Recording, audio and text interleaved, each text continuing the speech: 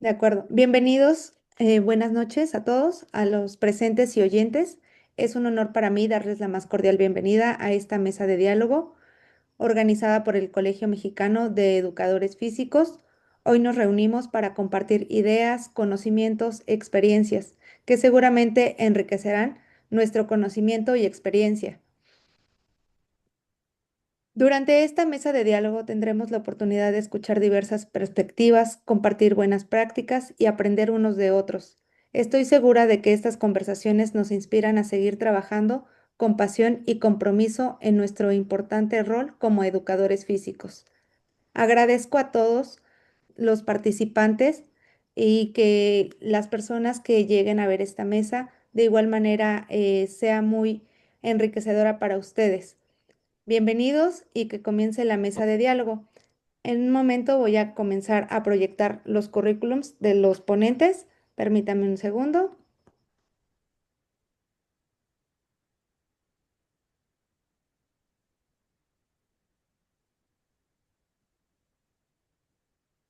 Mm.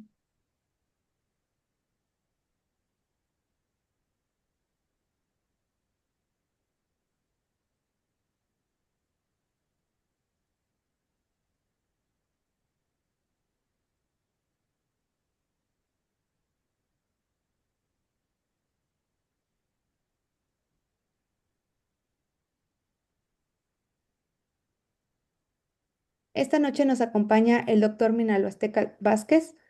En su experiencia laboral fue director de la Escuela Superior de Educación Física y actualmente es el presidente de AMAEDAD.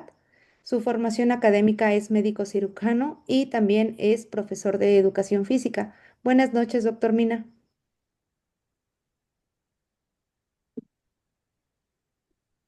Buenas noches, buenas noches. Bienvenido. De igual manera, esta noche nos acompaña el maestro Fermín Antonio López Sánchez. Su experiencia laboral es supervisor de educación física a nivel preescolar, docente académico de acción de formación y actualización docente a desarrollar, facilitador de curso actualización 1 y 2 de educación física de la Dirección General de Educación Física 2009-2011 y también hay la implementación del curso Recreación de Calidad y actualmente es vicepresidente del Colegio Mexicano de Educadores Físicos. Su formación académica cuenta con una maestría en desarrollo de motricidad y cuenta con la licenciatura en educación física. Bienvenido, maestro Fermín. Gracias, gracias. Adelante.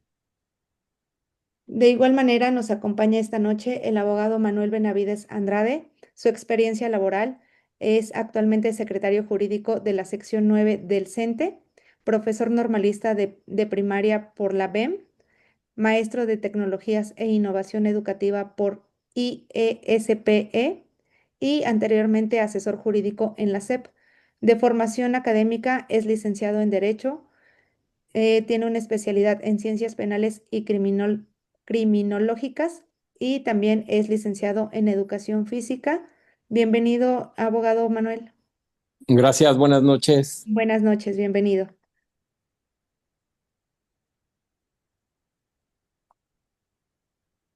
Y de igual manera, esta noche nos acompaña el abogado Enrique Alan Benavides Maldonado. Su experiencia laboral es asesor jurídico de la sección 9 del CENTE y su formación académica es licenciado en Derecho por UNAM y cuenta con una especialidad en Derecho Laboral. Bienvenido, abogado Enrique. Hola, buenas noches. Muchas gracias por la invitación. Buenas noches, bienvenidos. Pues bien, maestro Fermín, lo dejo que lleve la mesa para que pueda explicarles la dinámica y pues bienvenidos a todos. Gracias. Antes que nada, mil disculpas, licenciados, doctor Minalo Azteca. Bienvenidos, Enrique, bienvenido Manolo Benavides y el doctor Minalo Azteca, el que también está con nosotros. Antes que nada, mil disculpas por esta situación de orden tecnológico, porque luego los enlaces y terribles ahorita como están las lluvias provocan muchas situaciones. Pero bueno, gracias por estar aquí y queda grabado, como bien lo dice Brenda, para que posteriormente se manden a todas las redes sociales, desde Facebook y el YouTube, que aparezcan. Ahorita pues algunos invitados se van a integrar a lo que es la mesa a través de lo que es el Zoom. Pero bueno, esta noche tenemos lo que es la mesa de diálogos, que nos toca en este jueves 18 hacer un análisis e interpretación de la Guía Operativa 2025-2026.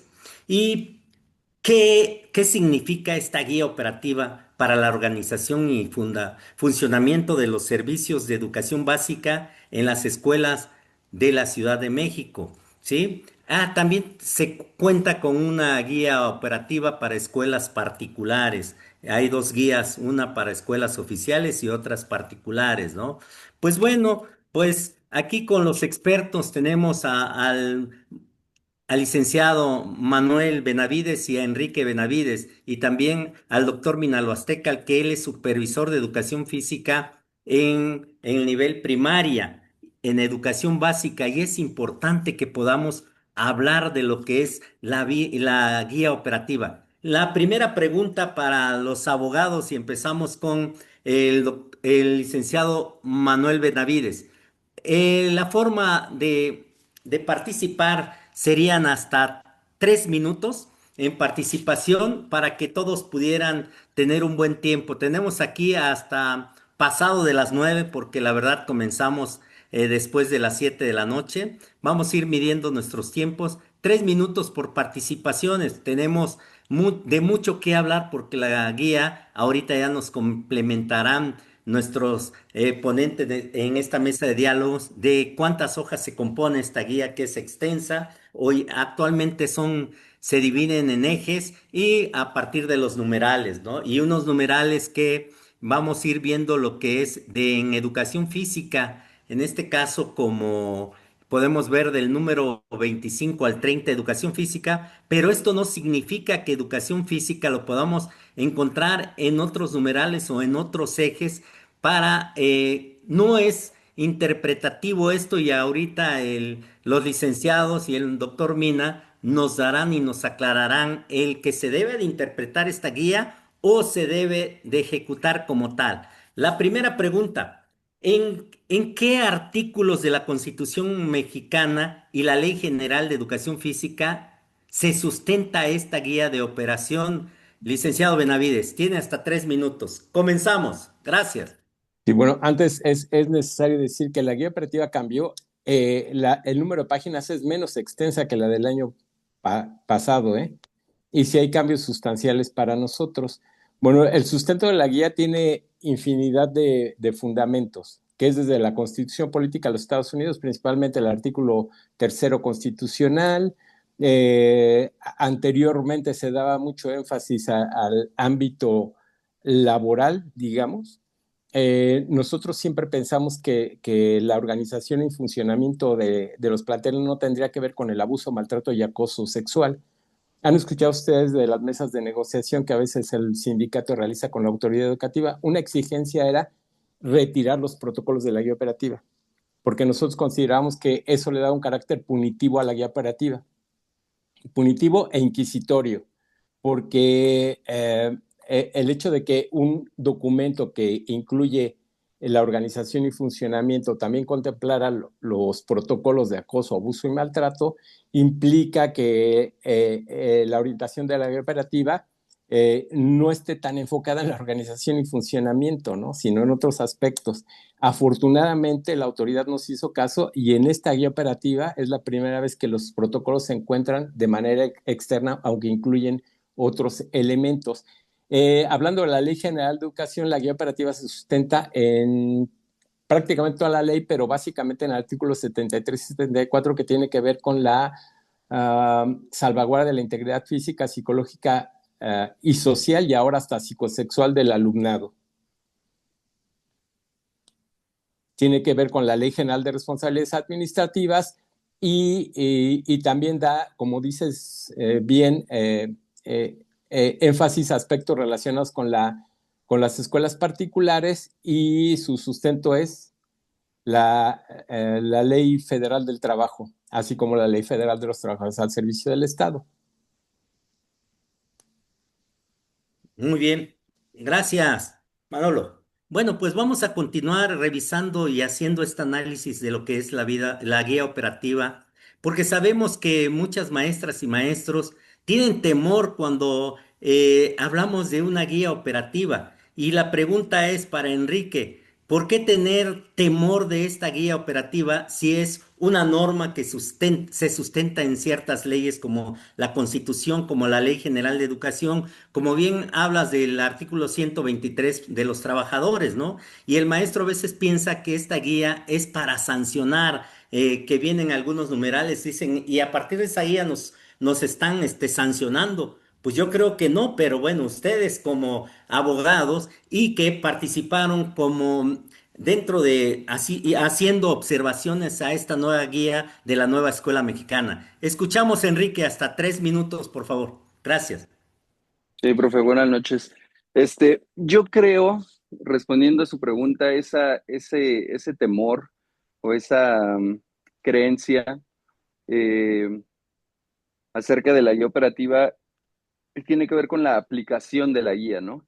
La guía operativa en sí misma no son más que directrices, ¿no? No tiene un carácter o no debería tener un carácter punitivo. De hecho, nosotros como abogados, pues es un documento de rango menor, ¿no? No está a la altura de una ley general, no está a la altura de un reglamento, ¿no? Como lo es el reglamento de las condiciones generales de trabajo.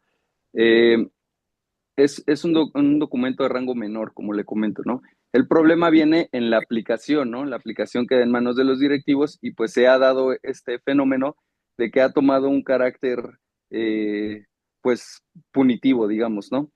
Es por eso que los maestros han desarrollado cierto miedo al documento, que en realidad yo creo que no debería de ser así y viene mucho del desconocimiento de la propia guía, ¿no? En la medida en que nosotros nos familiaricemos con los términos que utiliza la guía, conozcamos nuestras obligaciones relacionadas con la guía, pues se nos van a ir como desmitificando situaciones a las que tememos. Entonces, yo creo que no hay un motivo en realidad para temerle a la guía operativa, pero sí es trascendental conocerla, ¿no? A nosotros nos toca a veces visitar las escuelas y encontramos docentes que no conocen el documento, ¿no?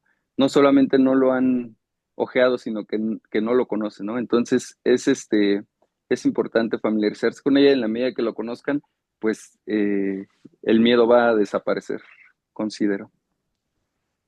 Gracias. Bueno, es un buen aliciente para todas las maestras y maestros del nivel básico y también sabemos que tienen algunas normas o reglamentos para las escuelas nivel medio superior y superior, que aquí también hay maestros de medio superior y superior que nos están escuchando, pero bueno, escuchar más tarde a los abogados y también en educación básica al doctor Minalo Azteca Vázquez como supervisor de educación física. Bueno, ahora toca el turno al doctor Vinalo Azteca.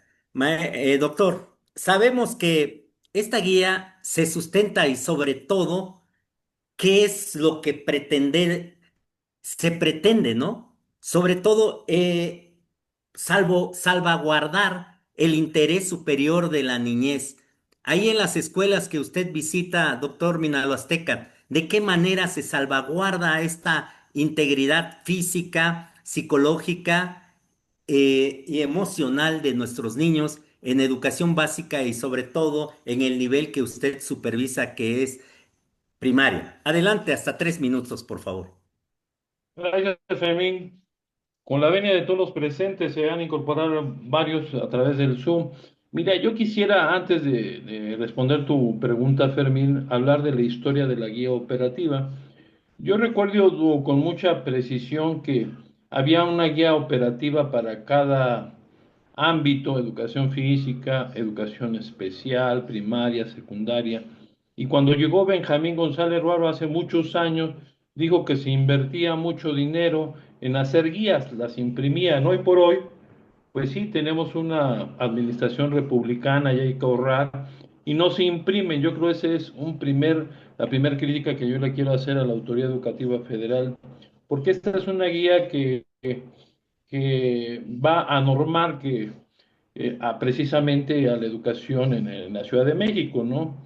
Inicial, preescolar, tú ya lo dijiste, secundaria, media básica y a las normales, ¿no? Entonces, pues se condensó en un solo documento, pero se hablaba siempre de educación física. Hoy no hay un área exprofeso para educación física. Yo lo he dicho aquí en diversos foros que la educación física está herida de muerte.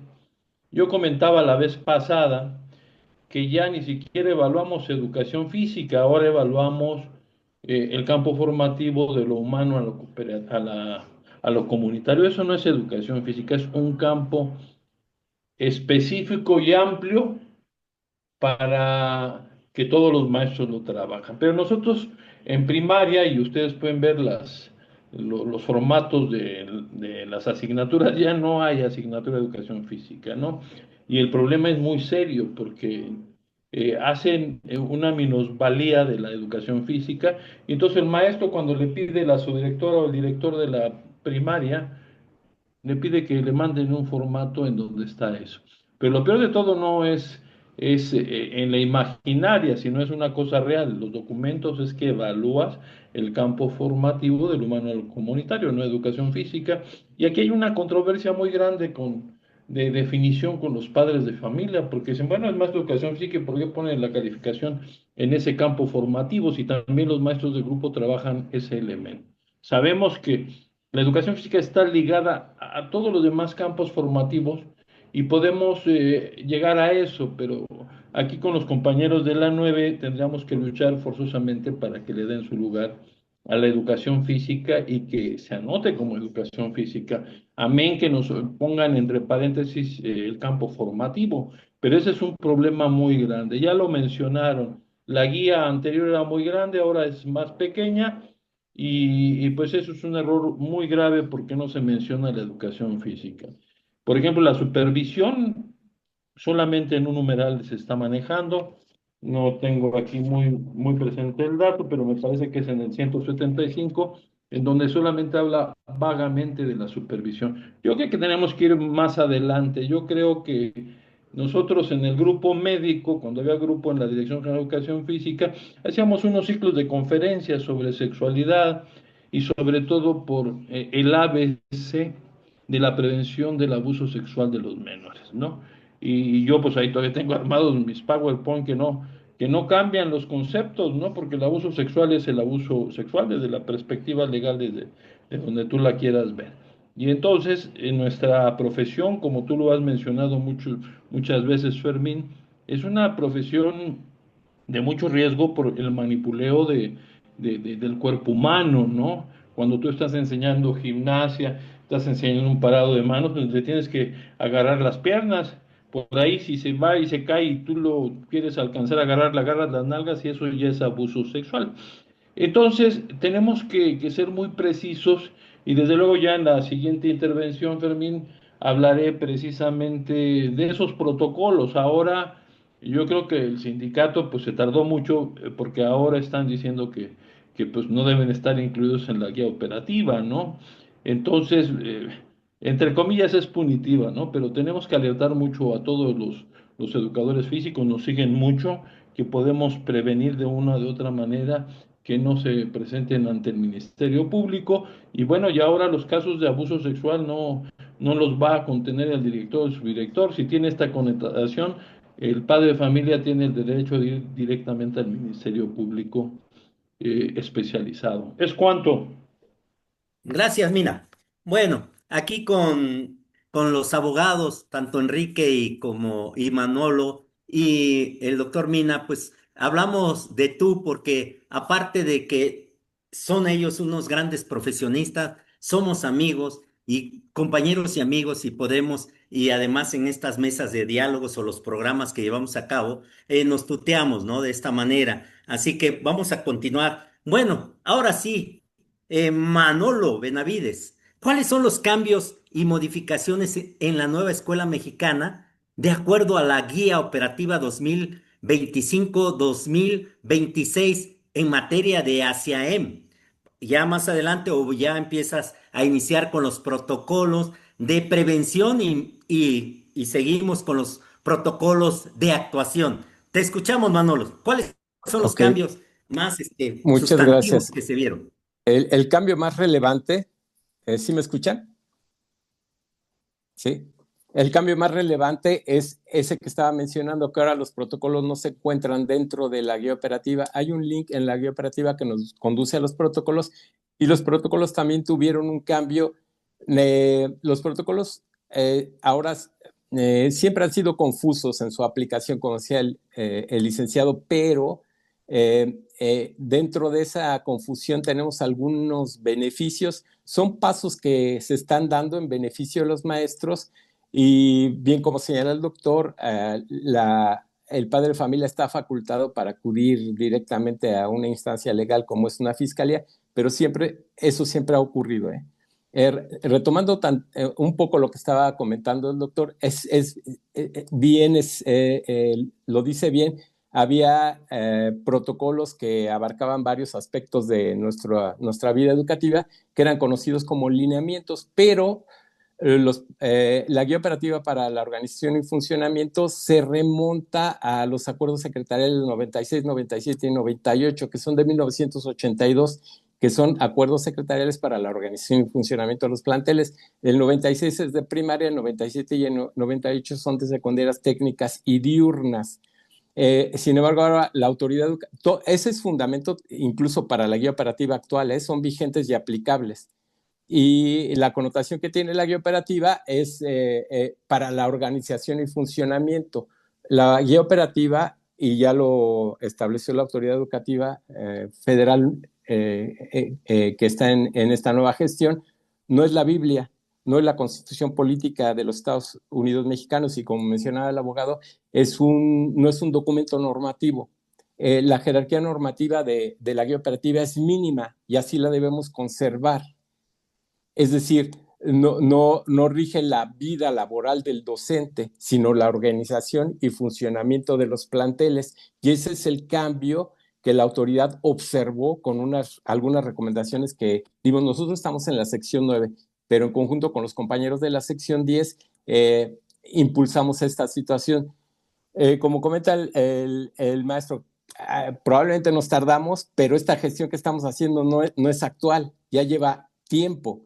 El cambio de visión que tiene la autoridad nueva es lo que nos parece a nosotros favorable y estamos dando algunos pasos, pero debemos tomar en cuenta que es un proceso. Los cambios no son o no van a ser tan acelerados como nosotros queremos.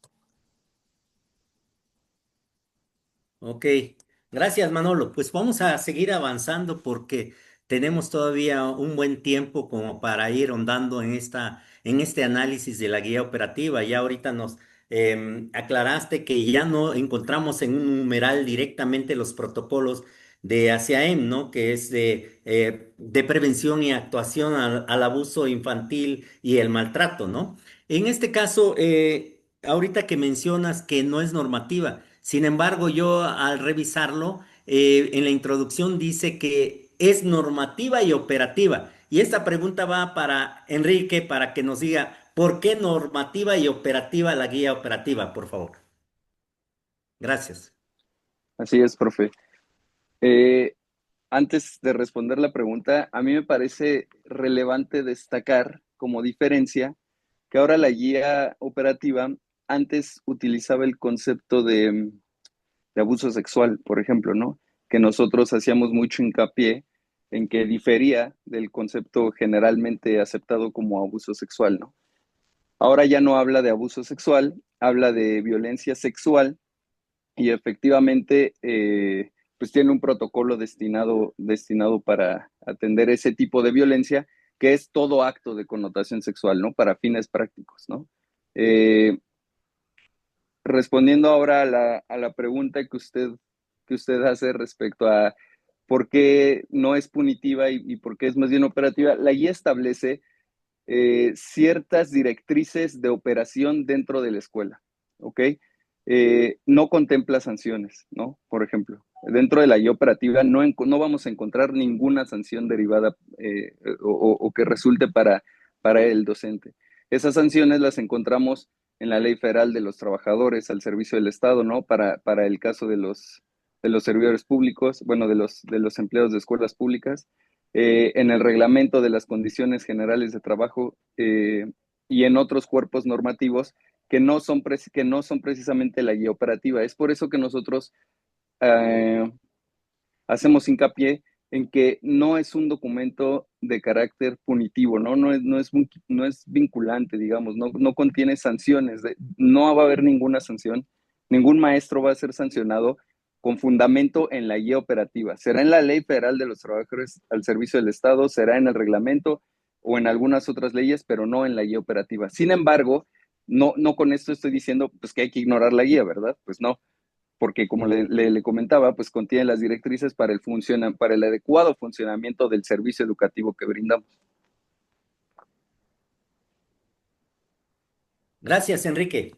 Muy bien, aquí ya nos queda más claro y sí, como bien mencionas que el hablar de una norma, normalmente, perdón, redundando, es muchas veces los maestros, por eso es el temor de que se castiga, pero bien lo dices, no es que esa guía operativa tenga que sancionar, vamos a quitar la palabra castigar, sancionar, ¿no? Y es muy importante conocer que las reglas de operación a partir de esta guía operativa, como bien se menciona, tiene ciertas situaciones para que el maestro busque estrategias para no cometer ciertas situaciones que pudieran ser sancionados con una norma como es, en este caso, la ley de los trabajadores de la Secretaría de Educación Pública, ¿no? Y es cuando ya se levanta un acta de hechos y finalmente un acta administrativa que más adelante aquí los abogados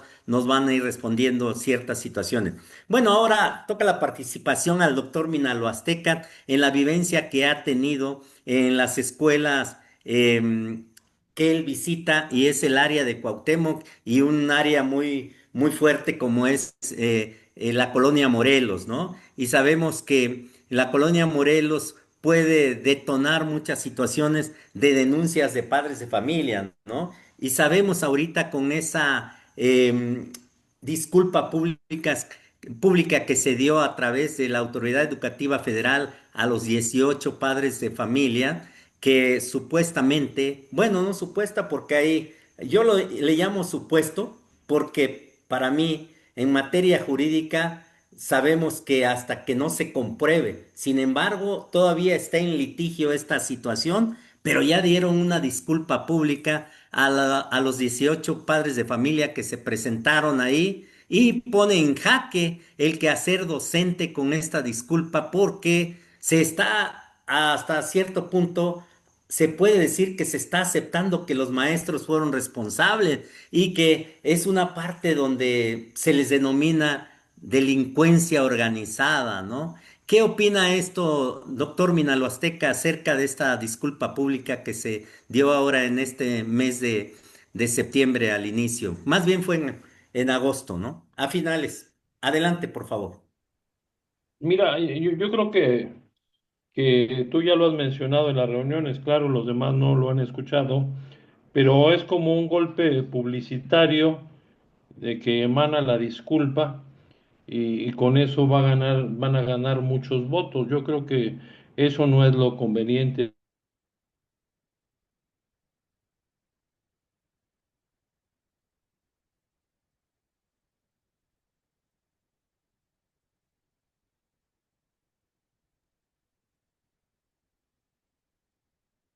¿No se Agresor. escucha, Mina? Sí, Se congeló. Se congeló. espérame. Adelante. Ahí ya se escucha. Ya, ahora sí, por favor.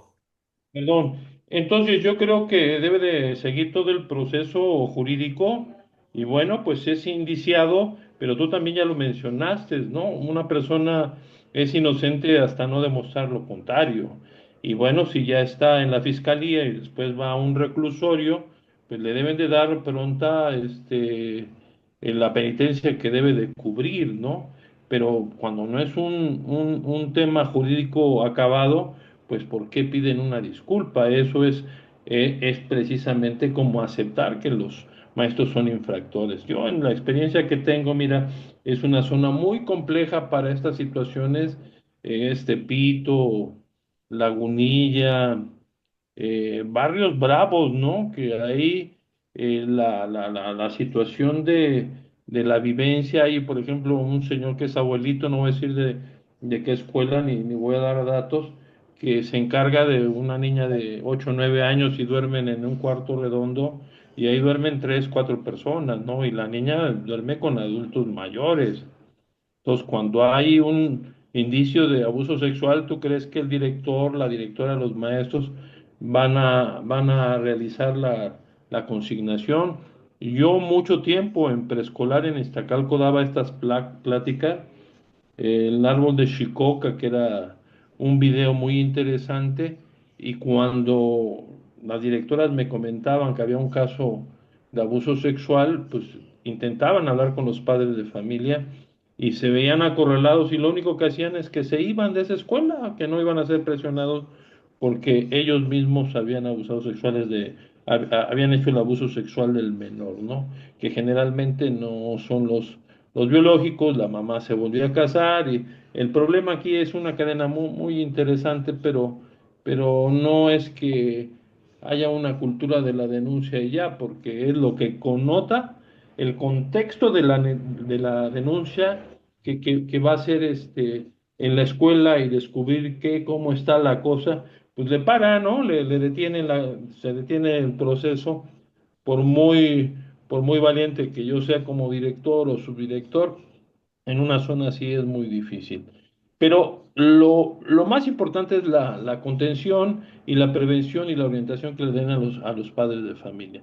Yo creo que lo que yo hago, a lo mejor no es ejemplar, pero en la elaboración del plan anual yo siempre doy un tema sobre la prevención del abuso sexual, ¿no? Y yo les digo, jamás estén solos en la bodeguita con un niño, con una niña, con nadie. Y por ejemplo, la guía operativa ahora dice, por ejemplo, un sitio también en donde tuvimos un caso de que se acusó a una maestra de abuso sexual de una niña en los baños, ¿no? Y entonces la guía operativa dice que todas las escuelas deben de tener un baño exclusivo para los maestros y maestras, que debe haber un candado. Pues hay escuelas que nomás tienen 2 tazas y un migitorio. Y bueno, ¿cómo le van a hacer para que le den ese lugar privilegiado a los maestros para que puedan ir a hacer del baño? O sea, sí, entonces aquí la autoridad educativa federal, y dicen los que fueron directores operativos que son un órgano desconcentrado, que ellos no manejan lana y entonces pues, no lo van a hacer, ¿no? Entonces hay que esperar que si el programa 1, 2, 3 por mi escuela lo votan y hay que hacer más tazas del baño, ¿qué hacen, no? Y si agregamos esta situación de la connotación de si soy hombre o soy mujer en los niños y niñas, ¿a qué baño va a ir la niña que ahora se convirtió en niño o a la inversa? O sea, el problema es muy complejo, ¿no? Pero bueno, el baño es un lugar que debe estar muy bien cuidado, en donde los maestros, si un niño se hace del baño, ahorita es muy común que se orinen en los calzones, por el miedo de entrar a la escuela, etcétera, etcétera. Y el peor error que puede cometer un maestro es ayudarlo a cambiarse, bajarle el calzón. Hay que llamar a los papás y hasta que lleguen ellos que hagan toda la operación. Así, aunque yo sea muy pulcro y sea enfermero, lo que sea, y tenga ese sentido de la humanidad, aquí no opera. Y eso es lo que le decimos a los maestros. Tú sabes que el maestro de educación física es un líder, es muy querido, la maestra y los niños llegan y lo abrazan, y esos abrazos también pueden tener una connotación de abuso sexual. Y cuidado cuando los padres de familia o las madres de familia que quieren con un maestro de educación física y no le hacen caso, una forma de vengarse es así. Y muchos de estos casos de abuso sexual en donde acusan a los maestros es por este lado, ¿no? Y se tiene que investigar, pero bueno, es una zona compleja bueno, ya nosotros hemos platicado con los directores y pues tienen una postura de cómo actuar y cómo no perder su chamba, ¿no? Pero sí es muy especial, hay que tratar con pincitas a los niños de cualquier escuela, ¿no? Porque no va a decir que Tepito es el peor lugar, ¿no? No hay. Coajimalpa, Álvaro Obregón, hay de todo, pero si nosotros, los que tenemos inspector de educación física, orientamos a nuestros maestros, difícilmente vamos a tener un problema de ese tipo, pero siempre hay que estar encima con ese tema, aunque acatarre y acatarre toda esta información. Pero eso es lo más importante porque muchas carreras de los educadores físicos terminan en un reclusorio y a lo mejor en 2 o 3 años los declaran inocentes, perdone usted, pero esos 3 años de desprestigio ahí quedaron. ¿Es cuánto? Gracias, mira. Bueno, sí es muy importante. Ahora, como seguimos en la cuestión del análisis de la guía operativa, mi pregunta para Manolo Benavides. Hay dentro de los ejes, o uno de los numerales que podemos observar cuando dicen que hay un conato que entran unos delincuentes a seguir a un padre de familia o a asaltar en la escuela a un maestro o maestra.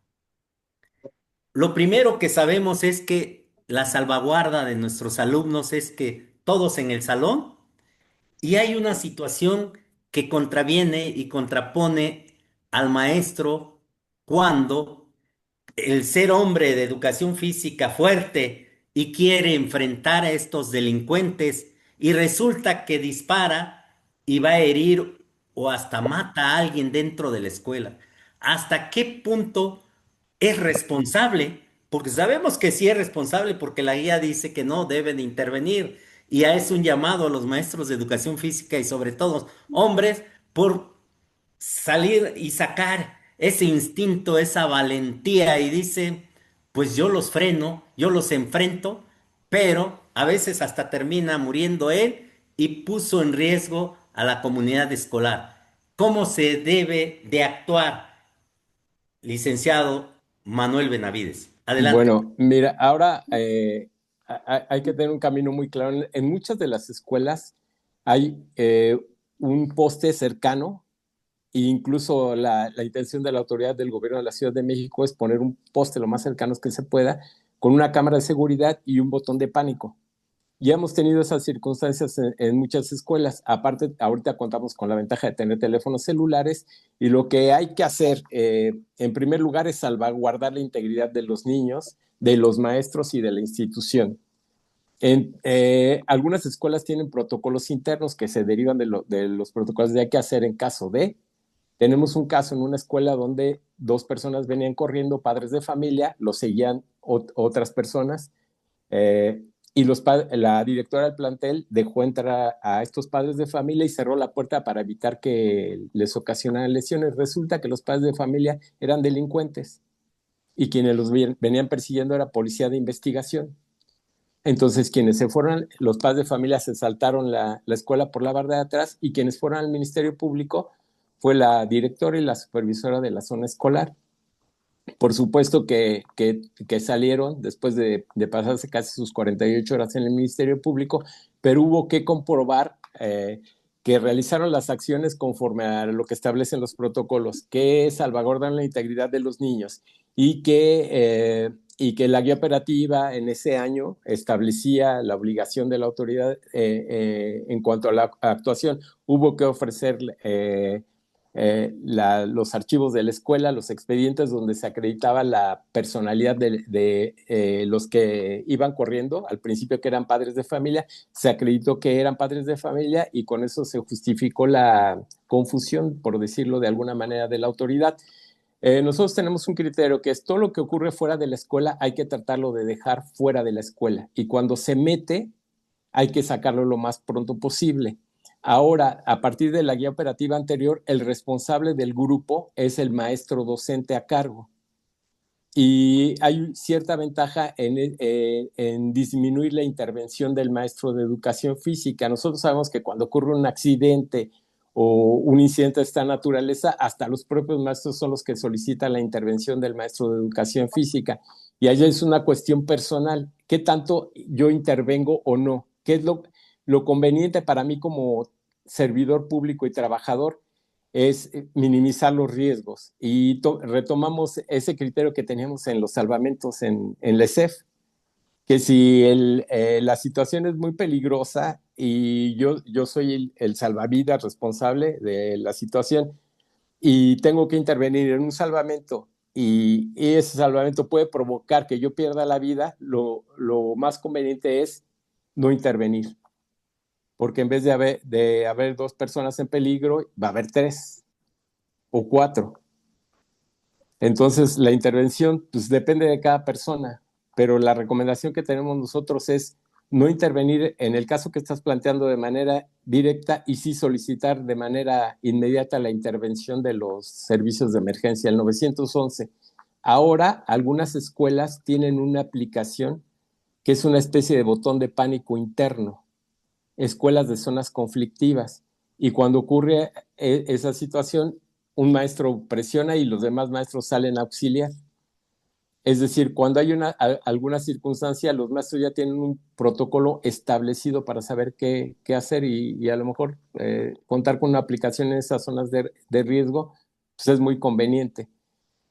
Hemos tenido situaciones donde han puesto cabezas de cerdo con amenazas a maestros, han puesto coronas de muerto y nosotros lo atendemos como un asunto grave. Y como un asunto grave, lo que tenemos que hacer es pedir el auxilio de la Secretaría de Seguridad Ciudadana de manera inmediata. Y ellos desplegan su protocolo y son los que giran las indicaciones y son los que dictan las medidas de salvaguarda. Gracias, Manolo. Muy bien, continuando con este análisis de la guía operativa, sabemos que hay muchas situaciones. En la guía operativa podemos encontrar que habla de acerca de otorgar los primeros auxilios a un alumno que está en riesgo, que tuvo un accidente, una lesión fuerte o grave.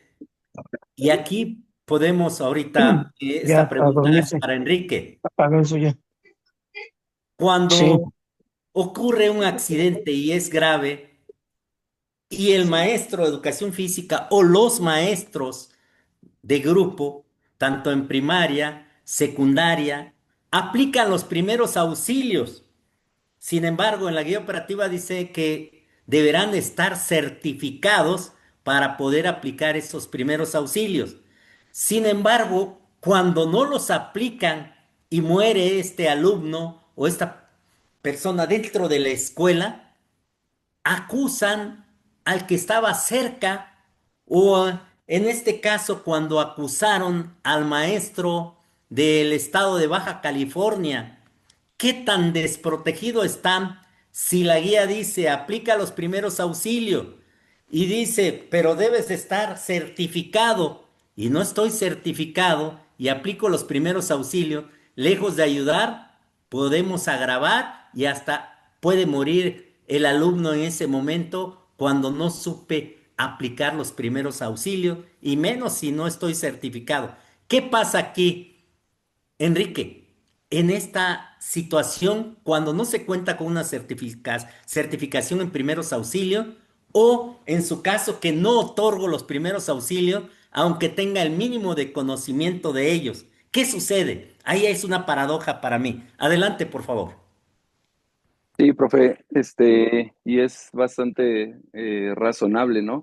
De hecho, la nueva guía operativa, en una de las partes, me parece que es en el eje 5, que tiene relación con esto, impone garantizar los primeros auxilios para víctimas, ¿no? Sin embargo, ya hay un antecedente en el que los tribunales federales se pronunciaron en un asunto en el que desgraciadamente un niño falleció, perdió la vida dentro dentro de la escuela. Eh, los docentes en ese momento le brindaron los primeros auxilios, llamaron a los servicios de emergencia, hicieron, digamos, todo lo humanamente posible, ¿no? Los maestros fueron sometidos a un proceso de investigación interno dentro de la Secretaría por medio de la instrumentación de un acta administrativa. Ante la gravedad del suceso, ¿no? Pues que hay un deceso de por medio, la Secretaría presentó demandas de cese en el Tribunal Federal de Conciliación y Arbitraje. Los maestros tuvieron que enfrentar esos procesos.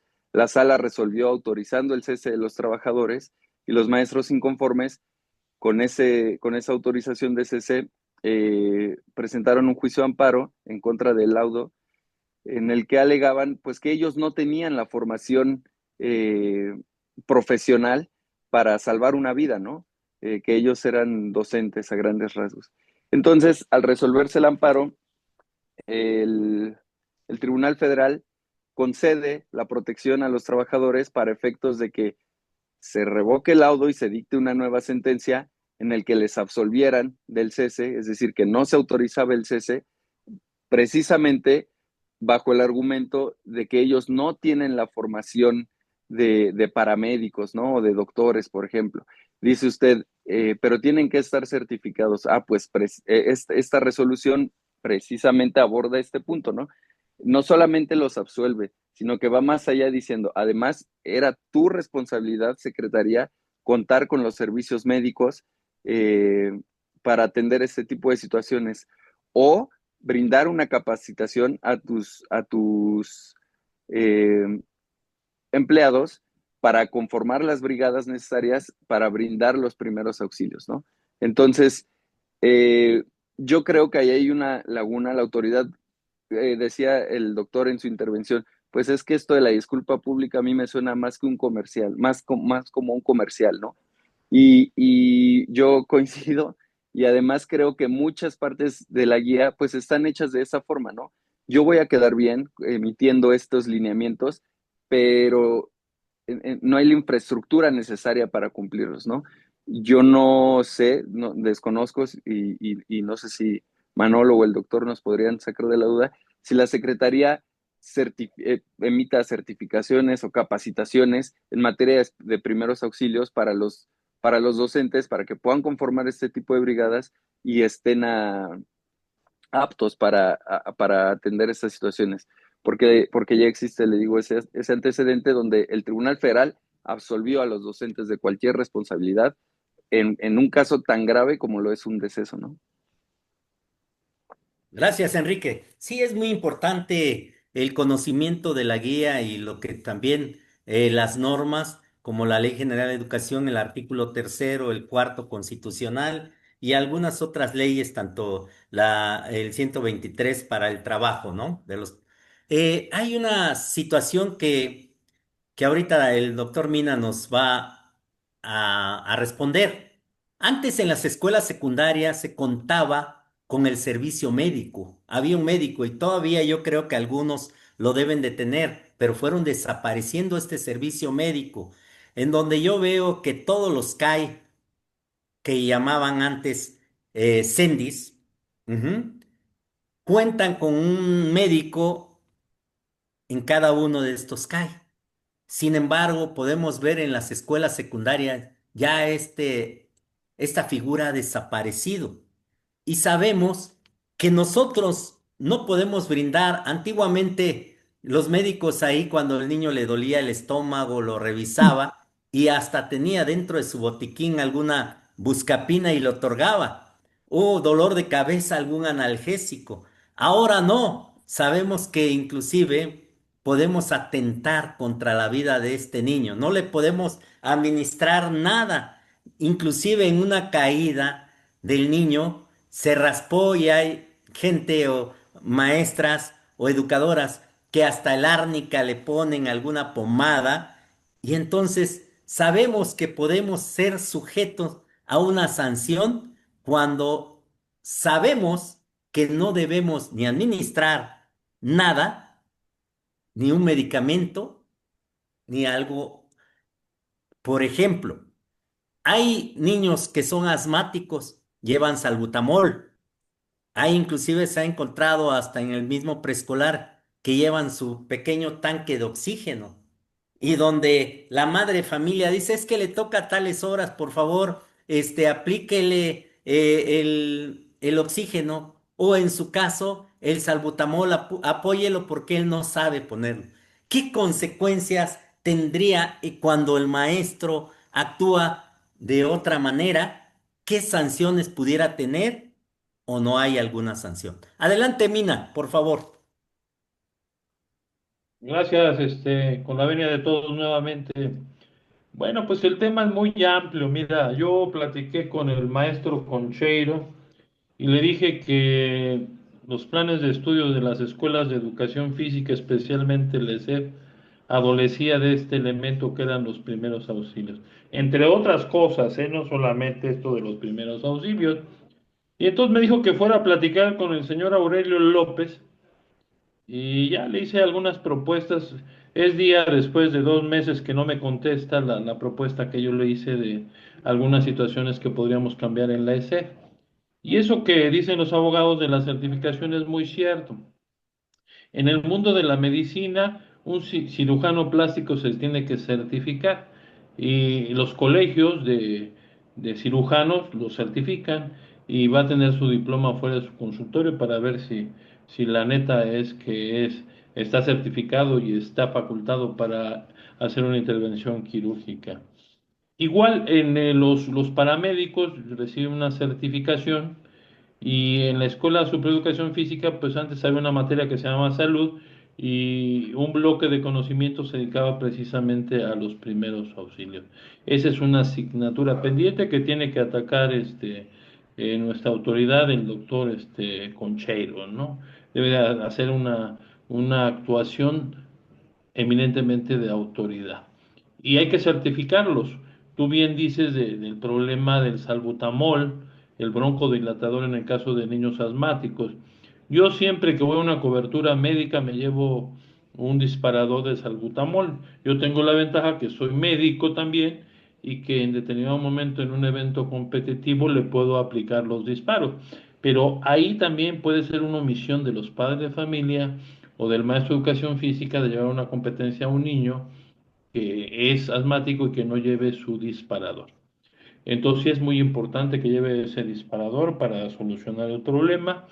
Tú decías también muy bien de los médicos escolares en secundaria. Yo trabajé 10 años en la 88 y había un médico escolar, pero iba solamente 2 días por 8 horas, 4 un día y 4 otras, y eso resolvía parcialmente la situación. Y un buen día, pues un niño agarró y la retacó, un niño de tercero secundaria, retacó en un unigol que estaba mal hecho y la retaca y resulta que una parte del dedo quedó arriba del aro, ¿no?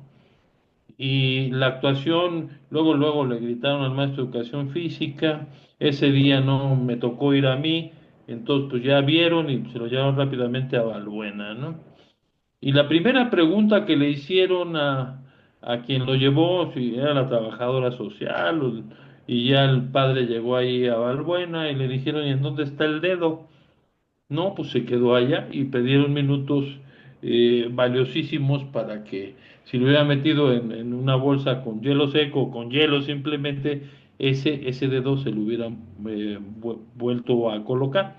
Eso es una omisión de quién, ¿no? Por ejemplo, por desgracia, y desde aquí un saludo muy caluroso a todos los que tienen un familiar en el hospital por lo del accidente de la Concordia.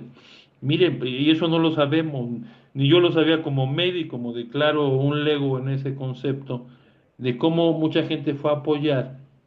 Y cuando el gas, que es muy frío al principio, que fue lo primero que se escapó, y después, obviamente, ya la lumbre, ustedes vean cómo algunos corrían y iban con los pies encendidos y la espalda, etcétera. Y el problema es de que, bueno, se lograron apagar en el fuego y entonces muchos quisieron empezar a jalonear a los pacientes. Y no, es que el calor destruye toda la masa muscular y si tú jalas un brazo se lo arrancas porque está tan afectado. Esto platicado por un médico de Pemex, ¿no? Entonces por eso los llevaban en cobijas, los agarraban un poquito del tronco y los subían a las cobijas. Eso no lo sabía yo. Soy médico. Todos esos aspectos hay que saberlos, ¿no? No tocamos madera para que vuelva a ocurrir un accidente como la Divina Comedia, ¿no? Dantesco. Entonces, todos esos elementos, afortunadamente en una primaria, en un jardín de niños, en una secundaria, atendemos situaciones de lesiones leves, ¿no? Como una fractura, una luxación, todos esos elementos que están muy bien clasificados, nosotros hacíamos año por año los médicos de la Dirección General, hacíamos una lista de los accidentes más comunes, de los accidentes más comunes, y en base a eso, pues dábamos la orientación a los profesores de educación física de qué es lo que se puede presentar, ¿no? Cómo identificar una fractura, cómo identificar si fue una luxación, y por el mismo mecanismo del movimiento, pues nos va a dar la respuesta.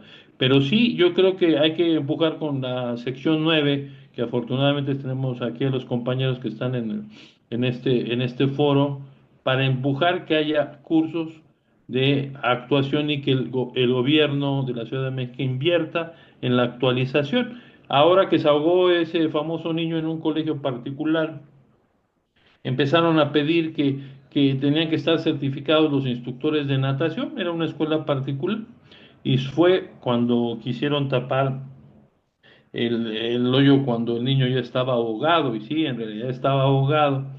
Entonces yo creo fundamentalmente que los profesionales de la educación física, y eso que también citan de la situación en la alberca, pues es una situación muy compleja, pero nosotros llevábamos natación y había un medio semestre específicamente para salvamento, técnicas de nado, toma, todo eso hoy no existe porque a la autoridad no le interesa cambiar el mapa curricular, están atados de las manos, pero no quieren escuchar a los que saben. Yo me fui a ofrecer no para que me den un puesto, sino para orientar desde la perspectiva y del conocimiento que he adquirido a lo largo de mi carrera de maestro de educación física. Es una desgracia que no nos escuchen, pero bueno, pues yo creo que en la sección 9 y en las otras secciones, pues hay voluntad política, y una clara muestra es que se hincaron las autoridades ante este documento de que se diera el 15 como festivo.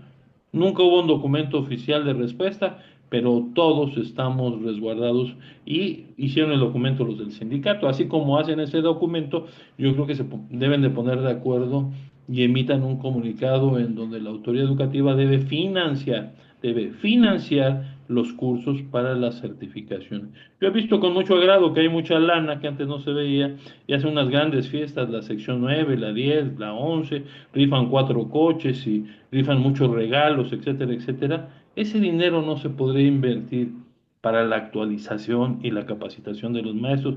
En este caso, bueno, como se está tocando el tema, en una certificación por la Cruz Roja, por el ERUM, etcétera, para que los maestros de educación física actúen de la mejor manera ante una situación contingente como las que ya han venido mencionando. ¿Es cuánto, Fermín?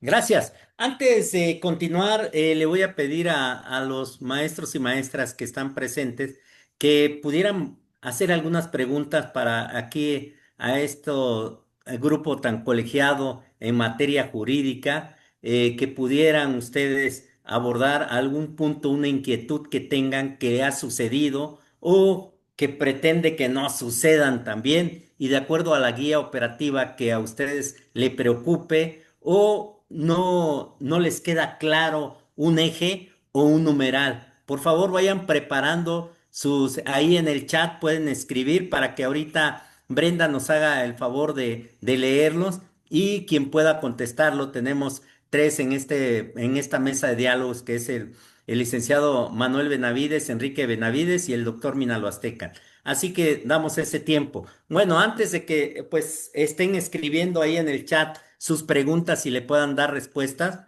por favor, ahorita vamos a tocar, ya ves que hablamos algunos hasta 8 ejes dentro de lo que es la guía operativa, ¿no? Pero uno de que los ejes hablan de lo que es los derechos humanos, el derecho del niño a la educación. También hablamos en lo de organización de esta guía operativa, donde destaca en la nueva escuela mexicana lo que es la autonomía profesional. Y me gustaría que Manolo ahondaras un poco en esta organización de la guía operativa que nos menciona la autonomía profesional, y ya más adelante lo que es la autonomía curricular, pero sobre todo la autonomía profesional que muchos maestros lo sobreentienden. Por favor, adelante, Benavides, hasta 3 minutos. Sí, bueno, antes me gustaría precisar que en nuestro ámbito profesional, en educación básica, tenemos dos seguros. Tenemos el seguro, pero también tenemos el seguro institucional. El seguro institucional es un seguro de responsabilidad civil. La responsabilidad civil se traduce en dinero. En la Ciudad de México tenemos la ventaja de que podemos alternar ambos seguros, podemos activar los dos seguros. Por el caso que mencionaste del maestro de Mexicali, cuando hay una denuncia o incluso una demanda, una querella o una demanda de un padre de familia, quien es responsable por cubrir las cantidades para garantizar ciertos aspectos es el seguro institucional. Entonces no hay que perder de vista que contamos con dos seguros y a veces lo conveniente es activar los dos, o cuando no alcanzamos a activar el seguro, el seguro, podemos activar el seguro institucional. La otra situación que quería comentar es de la disculpa pública. En el anteproyecto de la guía operativa se incluía incluso como una medida disciplinaria una disculpa pública. Alcanzamos a hacer algunos comentarios junto con algunos docentes de ambas secciones de la 10 y de la 11 para eliminar ese aspecto de la guía operativa, porque la disculpa pública es, en este caso que nos ocupa, del jardín de niños, fue resultado de una sentencia de primera instancia. Las disculpas públicas son actos formales por parte de la autoridad pública. Eh, pero si ustedes se dieron cuenta, esta disculpa pública estuvo acompañada de videos y ediciones que incluso tenían fondo musical para dramatizar un poco la situación. Nunca habíamos visto una disculpa pública de este tipo. Eso nos habla de una cuestión eminentemente, como bien lo dice el doctor y el abogado, política, digamos, para un poco quedar bien con la sociedad, pero sin tomar en cuenta que los maestros también somos parte de esa sociedad de la que están hablando. Ahora, se dejó participar a los padres de familia con algunas situaciones eh, que no son comprobadas. Eh, eh, digamos que de algún punto de vista, las autoridades permitieron que de cierta manera se criminalizara la situación de los maestros o de algunos maestros. Incluso mencionaron redes de pederastia y dedicadas a la trata de personas, que eso es absolutamente inverosímil y menos en jardín de niños, ¿no? Entonces, obviamente, sí hay un pronunciamiento de muchos maestros al respecto que se sienten ofendidos y, por otro lado, temerosos con las situaciones que vayan a ocurrir en lo futuro. También relacionado con esto, hay varias estrategias que se aplican en los planteles de educación básica tendientes a abatir y a disminuir, por decirlo de alguna manera, situaciones como el maltrato y el abuso sexual infantil.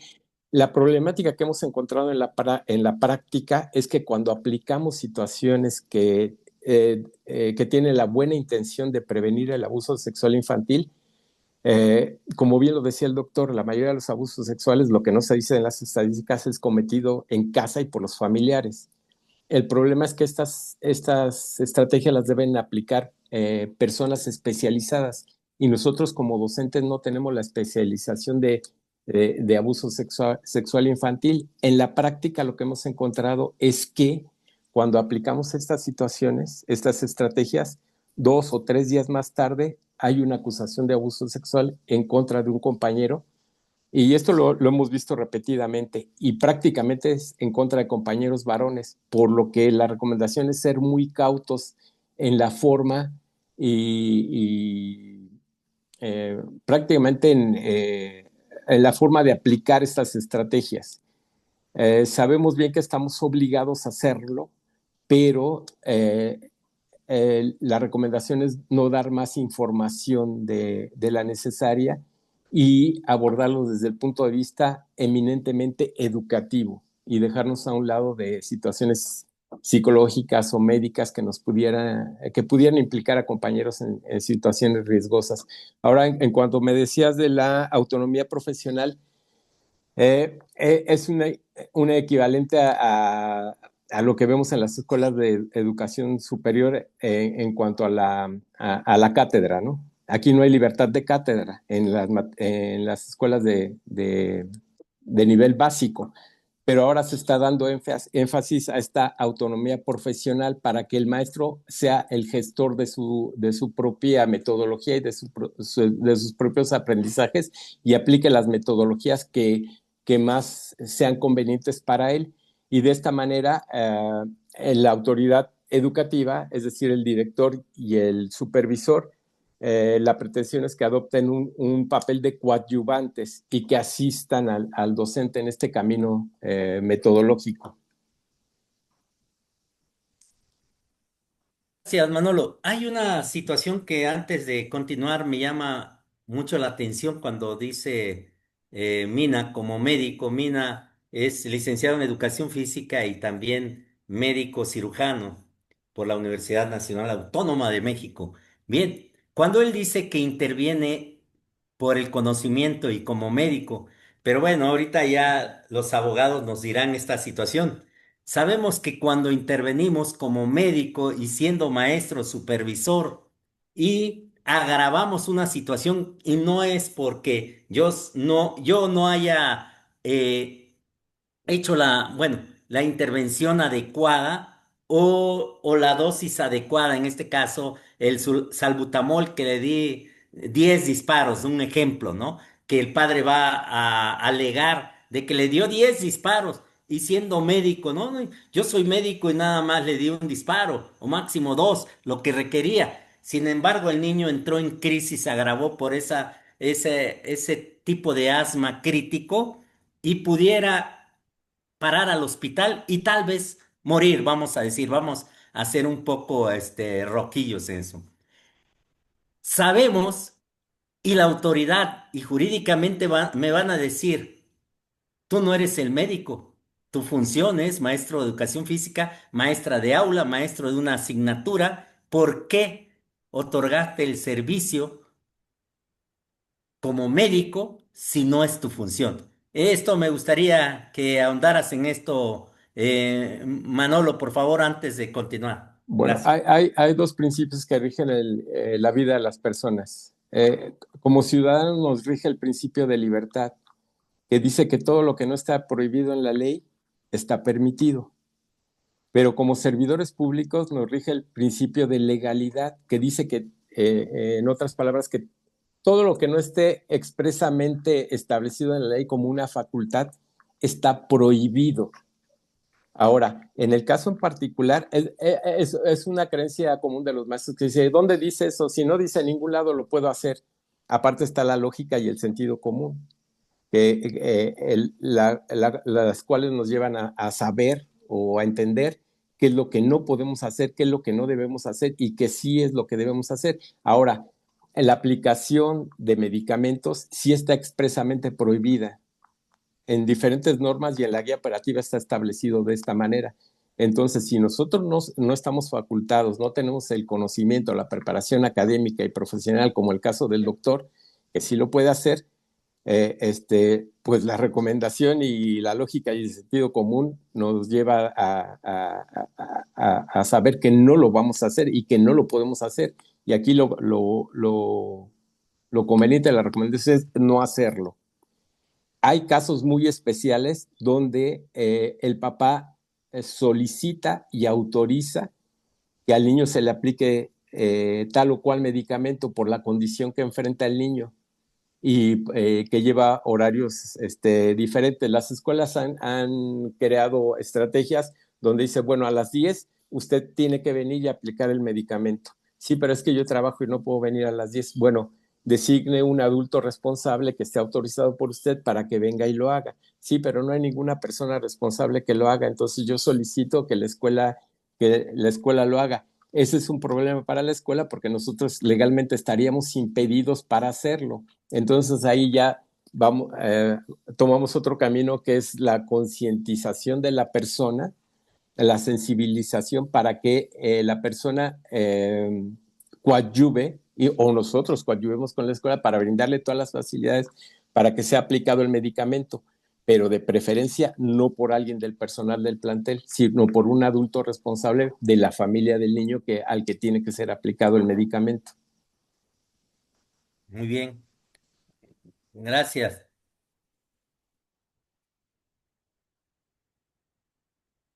Mina, perdón, me salté tantito, Enrique. Mina, ¿tú qué tienes que ahondar en esta situación? Porque tú como médico, y ahorita lo acabas de exponer, has aplicado algunas situaciones de primeros auxilio y sé que tu intervención es acertada como médico y afortunadamente ha existido alguna otra situación.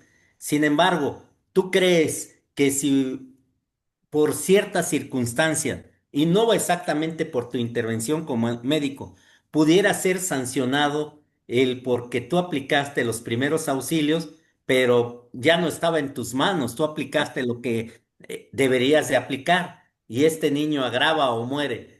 ¿Qué es lo que pasa ahí tú desde el punto de vista médico y en la parte jurídica, por favor? Adelante. Gracias.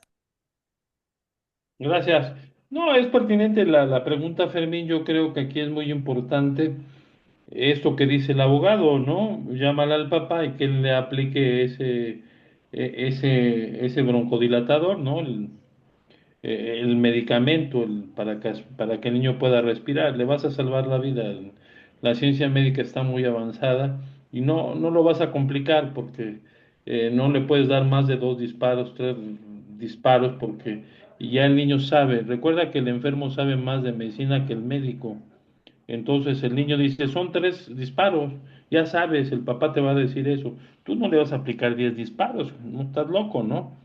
Desde luego sí hay, y también lo citaba muy bien el médico y tú lo decías también de la situación. Usted está escrito aquí como profesor de educación física y sin embargo siempre que hay un accidente le gritan al maestro de educación física. Un día estaba supervisando una clase y en el salón se empezó a entrar un niño en una crisis epiléptica. No, no, déjenlo. Entonces yo me agaché, puse las rodillas y que apoyara la cabeza sobre mis piernas, porque aquí el problema es el traumatismo craneoencefálico, porque el niño empieza a convulsionar y a lo mejor no, o sea, no se va a morir por la crisis epiléptica, se va a morir por el golpe que él mismo se dé en la cabeza. Es un principio hipocrático el de la atención, el médico. Si yo voy en la calle y yo veo que alguien convulsiona o que sufre una caída y que se fractura, y si yo no me detengo a aplicar los primeros auxilios,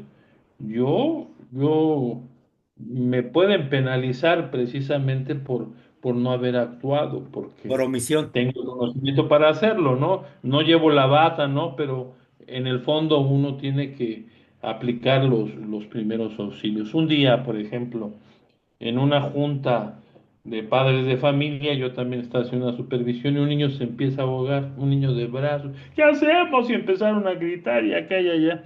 Y yo agarré el niño, lo tomé en mi mano y le di 2 golpecitos en la espalda y botó un pedazo de pan y ya le salvaste la vida, ¿no? Entonces, pero también le tienes que explicar que esa maniobra, como la de Heimlich, ¿no? Porque también, eso yo no estuve, una trabajadora, a lo mejor es un caso muy conocido, empezó a ahogarse, no sé qué estaba tragando, qué estaba comiendo, y el director, muy fuerte, muy mamá Dolores, fue y le aplicó la maniobra de Heimlich. Número 1, le salvó la vida. Número 2, se fracturaron 2 costillas. Y después, la señora que le salvaron la vida denunció al director porque le había salvado la vida, porque le fracturó las costillas.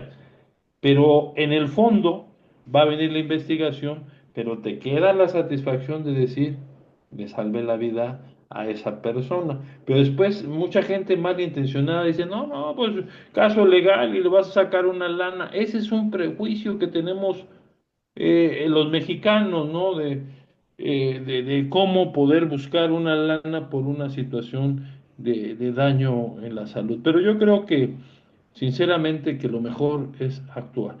Y muchos dicen, no, déjenlo ahí hasta que llegue el paramédico. Imagínate, tiene una hemorragia de una arteria no muy grande, déjalo ahí y en lo que lleguen los paramédicos se va a desangrar. pues tan sencillo como aplicar un trapo en ese momento y con una venda para que no se desangre, ¿no? No voy a tener ninguna implicación legal porque le salvé la vida porque no va a morir de un choque hipovolómico por falta de volumen de sangre. Eso sería totalmente absurdo, ¿no? Pero bueno, también me parece que ya mencionar algo del sentido común de qué voy a hacer, ¿no? O si tú estás en tu casa y tu mamá o tu hermano se está atragantando, no hagas nada porque tú no eres especialista, eres agrónomo, güey. No, no, pues tú vas a buscar la manera y el sentido común te dice, vamos a entrarle, ¿no? Yo creo que desde ese punto de vista estamos del otro lado, porque en caso de ese tipo de accidentes, pues hay muchos testigos en donde ellos tienen que ser los que hablen de cuál fue la forma de actuar. Pero lo de la maniobra de Henry también hay que tener mucho cuidado porque a lo mejor yo puedo malinterpretar que se está ahogando, yo llego, la agarro por atrás y le doy el apretón y decir, no, es que le di un llegón en las nalgas a la niña o a la joven, etcétera, y me acusan de abuso sexual, ¿no? Entonces yo le di el jalón, pero sacó el bolillo de la torta que se estaba comiendo en el recreo, ¿no?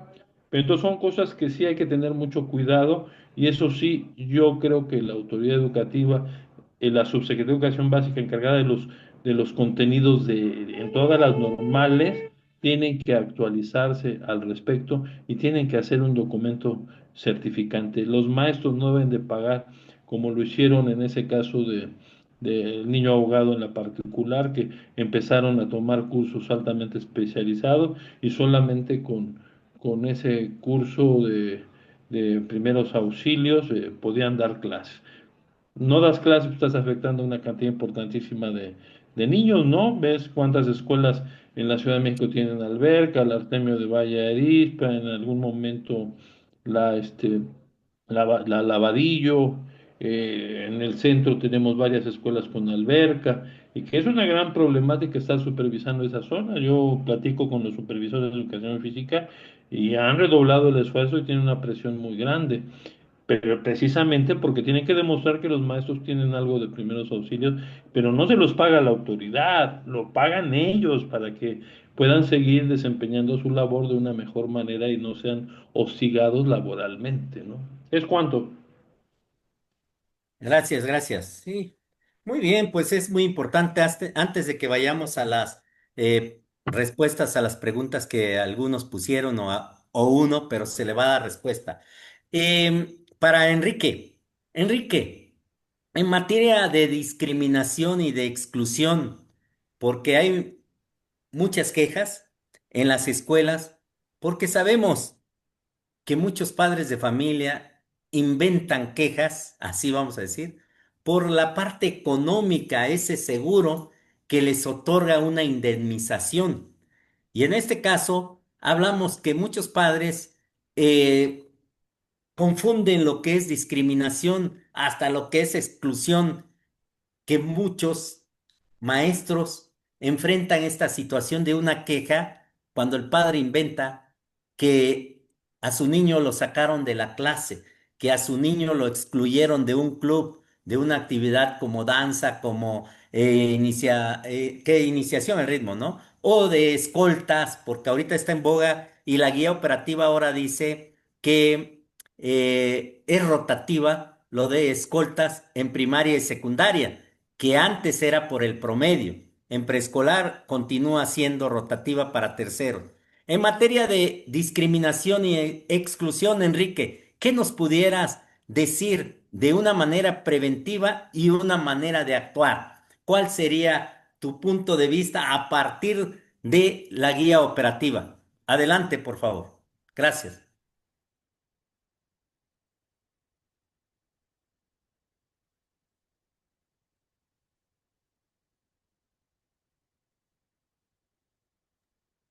Creo que Enrique no está ahí ya, Manolo. Ok. Adelante. Lo retomo. Bien, mire, hemos tenido muchos casos donde los papás se quejan de discriminación por n número de situaciones, ¿no? Hasta han demandado a maestros, autoridades y a la escuela como institución y a la SEP. En materia de discriminación, es diferenciar a una persona, separarla de un grupo por una condición personal, que puede ser por sexo, raza, estatus económico, alguna discapacidad, preferencias sexuales. Eh, Uno como maestro aprende a valorar esas situaciones y lo más conveniente es actuar sin prejuzgar sobre las acciones de los alumnos y sin prejuzgar sobre el, la responsabilidad que pudieran tener por hablar de determinada manera o vestir de tal modo. Lo que comentaba hace rato el doctor es una realidad. Ya hay niños de secundaria que exigen entrar a los baños unitarios. Ya hemos tenido 2 casos, por lo menos nosotros, 2 casos. Es una situación cultural también y que tiene que ver con la infraestructura en este caso, donde se concientiza al padre de familia para hacerle ver que, bueno, en un momento vamos a llegar a eso, ¿no? Los baños, todos hemos entrado a baños unitarios, como en el Starbucks, por ejemplo. Ahí hay un solo baño donde lo usan hombres y mujeres, pero no al mismo tiempo. La solución que se les ha brindado a estas personas es que ocupen el baño de maestros mientras la infraestructura permite que haya un acceso libre a los sanitarios. Pero en los baños unitarios que se están no construyendo, sino programando, digamos, la situación es como lo que ocurre en otros países, que son cubículos independientes, totalmente cerrados de arriba a abajo, donde la persona puede entrar independientemente del sexo. Y la parte que se comparte, la parte, digamos que mixta, son los lavabos, nada más. Sí se han enfrentado diversas situaciones que desde el punto de vista de los padres de familia es discriminación, pero en la mayoría de los casos no lo es. Ahora, lo que mencionaban hace rato es muy cierto. Las personas que están en la escuela son los testigos de lo que ocurre en la escuela. Y aunque el papá diga que una situación ocurrió de tal o cual manera, nosotros como docentes podríamos tener el apoyo del resto del grupo para establecer que esta situación no fue así. En materia de la discriminación hay que hacer la anotación de que actualmente es considerado un delito e incluso hay denuncias de padres de familia, incluso hay denuncias de maestros contra maestros por actos de supuesta discriminación. El otro polo de la situación es que no se trata de un delito grave y generalmente se llega a una conciliación para resolverlo. Sin embargo, en nuestro ámbito educativo, la discriminación es vista como un tipo de maltrato. Nosotros decimos que todavía en la norma se contemplan los protocolos al maestro como el sujeto que potencialmente puede realizar la conducta y al alumno como el sujeto que es potencialmente la víctima de la conducta en los casos de maltrato y abuso sexual. Ya hay un protocolo actual que tiene el nivel de recomendaciones donde se abordan las agresiones en contra de docentes por parte de padres de familia, alumnos y por parte de otros compañeros docentes, que también es un avance ya en la materia. No escucho. Gracias. Ok. Sí, sí, sí. ¿Ibas a continuar? ¿Ibas a ahondar en...? No. No. Ah, ok. Bueno, hay una pregunta nada más. Le iba a pedir a Brenda que nos hiciera esa pregunta, por favor, Brenda, de Adela Aguilar, me parece, acerca de la ley. Adelante. Sí, así es, profe. Adela Aguilar nos pregunta, ¿no hay alguna ley que proteja a los maestros?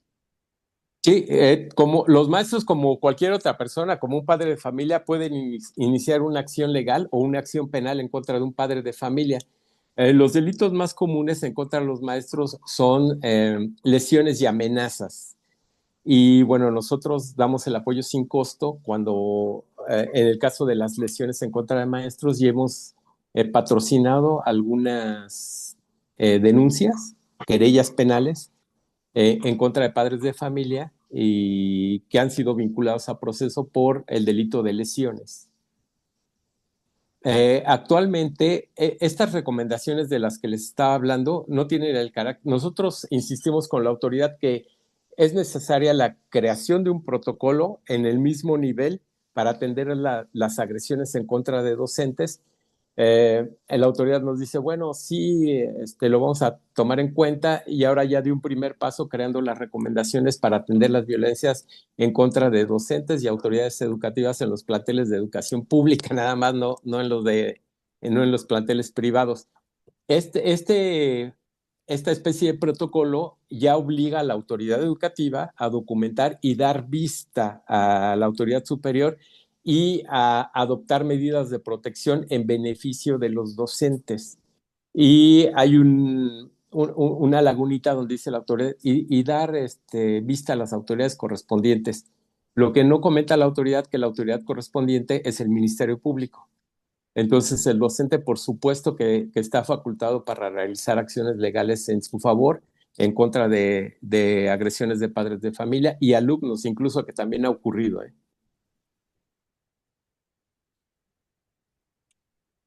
Muy bien. Continuamos.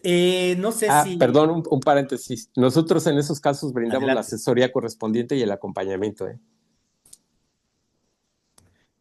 Bueno, también debemos antes y señalar y dar esta observación que Manuel Benavides es asesor jurídico en la sección 9 y siempre ha asistido a las actas administrativas o también ha apoyado a través del Colegio Mexicano de Educadores Físicos, que también él es asesor jurídico. Bueno. Aquí hay una pregunta, ¿qué opinión de los temas de sexualidad? Pero bueno, Brenda, por favor, adelante, haz la pregunta. Pero antes de hacer la pregunta, Mina, ¿quisieras ahondar en esta ley que proteja a los maestros? Sí, claro que sí. ¿Me escuchas? ¿Se escucha? Sí, sí, te Sí, escuchamos, adelante. Sí, mira, es una queja permanente de los maestros en los diversos consejos técnicos. Yo no me quedo en un solo consejo técnico, yo tengo 11 escuelas y voy a todos un rato pero es un rasgo común esa protesta de ¿y quién protege a los maestros, no? Entonces yo creo que aquí es muy importante que la autoridad educativa genere cursos en donde dé todos estos elementos básicos de la prevención. Y yo creo que lo ideal es que la sección 9 la sección 10 a la que pertenecemos los maestros de educación física, generen este tipo de actualizaciones para ver cómo actuar, ¿no? Cómo actuar en determinado caso, ¿no? Porque muchas veces los profes no van a hacer la intención de hacer un delito, un acoso, un hostigamiento sexual o un maltrato en los niños, ¿no? Yo creo que aquí es muy importante que ahondemos y hagamos la propuesta para que se haga, así como ya lo mencionaban los abogados, la guía operativa no es más que jerárquicamente que la Ley General del Trabajo, de la Ley de los Trabajadores del Estado, y la Constitución y todas estas leyes que emanan y que tienen el aval de las cámaras, ¿no? Entonces es una situación que ha surgido por inquietudes de hace 35, 40 años y se empezaron a conformar estas guías operativas que le podrían dar un tanto cuanto certeza de cómo actuar y qué hacer, ¿no? Es cuanto por el momento. Gracias, Mina. Sí, es muy importante. Ahorita vamos a ahondar en esto de las cámaras para que nos den algunas respuestas. Pero antes, si podemos leer aquí que nos hace el honor de estar con nosotros el licenciado Jesús Bandera, presidente de CONAPRENDE aquí, como presidente, está escuchándonos y viendo y siguiendo esta transmisión. Si le das, si nos lees la pregunta, Brenda, del licenciado Jesús Bandera, por favor, adelante. Sí, claro. Dice, ¿qué opinión de los temas de sexualidad y temas de gays, lesbianas en las aulas? Bueno, quien quisiera dar esta respuesta, pero bueno, si ya regresó Enrique, si pudieras. dar respuesta a esta? No ha regresado. Entonces, Manolo y Mina o Mina y Manolo, adelante, ¿quién quisiera dar respuesta a esta pregunta de Jesús Bandera? Adelante, Bueno, por favor. en primer lugar, yo considero que se debe respetar el derecho de cada persona de actuar y ser como la persona quiera.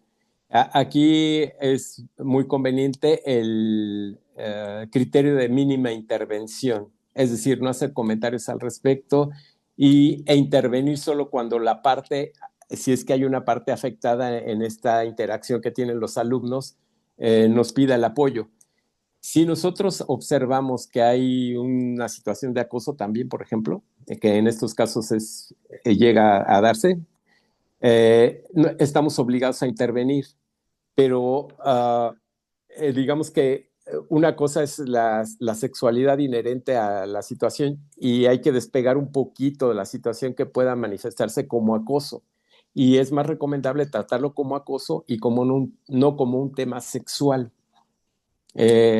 Siempre se respeta a la persona, siempre se respeta al menor de edad y en los casos de que haya alguna situación que no sea muy precisa, lo conveniente es llamar a los padres de familia para establecer algunos criterios de actuación en la atención de estos alumnos. Bien, Minda, quisieras ahondar en esta pregunta que Jesús Bandera hace a ustedes los Brendita, expertos en Brendita, por favor, materia vuelve, legal.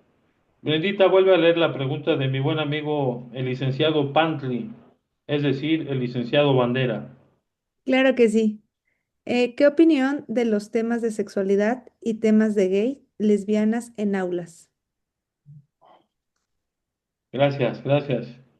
Mira, yo creo que ya hay una mayor apertura en la comunidad escolar, en los niños al respecto. Por ejemplo, hay niños que tienen dos mamás y no tienen papá, o sea, es una pareja lesbiana que tienen a su hija. Ya hay una entrada, los maestros de grupo les explican perfectamente que ellos así fue su decisión y le dan una educación adecuada o no. Por ejemplo, en ajedrez, en un evento, estaba jugando un niño que parecía niña porque tenía el pelo largo, etcétera, etcétera, y dijo el niño, no, dice, pero es que debo de jugar contra un niño y ella es una niña. Y entonces la niña, la supuesta niña dijo, no, no, no soy niña, soy niño, pero tengo el pelo largo, pero nada más. Y entonces ya el niño como que dio un paso al costado y dijo, no, pues, no dijo discúlpame, pero ya entendió. Porque una cosa es el fenotipo y otra es el genotipo, ¿no? El 42XY es hombre y el 42XX es mujer. Y si alguien se quiere vestir como mujer, pues que se vista como mujer. E incluso algunos aceptaron con esa polémica de si en la secundaria o en la primera un niño quisiera ir con falda, que no le iban a prohibir la entrada, pues que fuera así. Entonces, esto ya es que tiene mayor normalidad, ¿no? Recuerden que históricamente la religión persiguió todas estas situaciones de la homosexualidad, del lesbianismo. Hoy hay LGTI y mucho más, ¿no? Hay diversas situaciones que se tienen que ver. Entonces yo creo que la convivencia es ya muy interesante, aunque cabe mencionar que un niño que, que quiere ser niña, pues cuando compite, pues obviamente va a tener más fuerza, ¿no? Si compite en impulso de bala, pues va a tener más fuerza que una niña y va a tener ventaja, como ese famoso caso de la boxeadora que derrotó a la italiana y que le dio pues, una zarandeada muy buena, pues eso es obviamente que el carácter de fuerza pues ya está. Y lo otro es una situación psicosocial. O sea, yo quiero ser hombre o yo quiero ser mujer. Hay un caso, y lo voy a comentar porque esta competidora de taekwondo decidió convertirse a la inversa en hombre. Y cambió y ahora se llama Rick del Moral y dio un gran paso porque ahora ella es asesora para el Comité Olímpico Internacional y lo invitan porque es Rick, ¿no? Le invitan a dar una serie de conferencias acerca de esto en el movimiento olímpico mexicano. Lo ven bien, no es punitivo, no es castigable. Después hablaron en el atletismo que de acuerdo a la concentración que tiene en la sangre de testosterona, le iban a prohibir a esa famosa competidora de color, de raza, este, no le iban a permitir porque rebasaba las cantidades ¿cómo se llama?, de testosterona y iba a tener una gran ventaja. Eduardo Enrique de Ros, que era el presidente de la Federación Internacional de Ciencia y Deporte, decía que antes el antidoping del sexo era pues ver el aparato sexual femenino varonil, pero imagínate, dile a un musulmán, a cualquier de estas religiones, a ver, encuérate para ver si tienes pene o tienes vagina, ¿no? Entonces, bueno, pues ya vinieron otras situaciones. Es muy polémico, pero en las escuelas yo creo que se ha dinamizado muy bien y el niño que se considera niña y a la inversa, o los que se arreglan y se pintan, etcétera, que no se deben de pintar desde luego, han convivido más adecuadamente. Pero es parte de la cultura y que los mismos maestros no tengamos prejuicios al respecto y nos pongamos a leer mucho al respecto. Es cuanto. Un abrazo, bandera. Muy bien. Gracias. Gracias, Mina. Gracias, Manolo, en que podemos estar eh, analizando esta guía operativa y resolviendo algunos casos y las preguntas que nos hacen los compañeros y amigos que están a distancia. Es muy importante que se les den respuesta. Preguntamos, Brenda, ¿hay alguna otra pregunta? No, profe, sería todo. Ah, ok, gracias.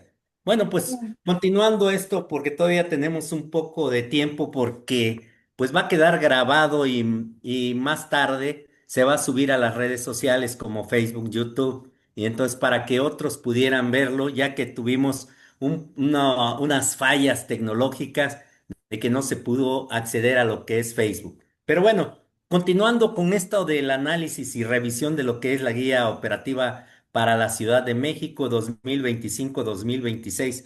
Podemos hablar en materia de educación física que observamos desde ciertos numerales 25 a 30, donde hablan acerca de la planeación, hablan acerca de uso de las albercas que se tienen en algunas escuelas, hablan de lo que son los juegos deportivos en la Ciudad de México, el deporte escolar, habla de los juegos tradicionales y el deporte autóctono, donde todo maestro tiene participación, pero también pudieran haber algunas situaciones de índole jurídica.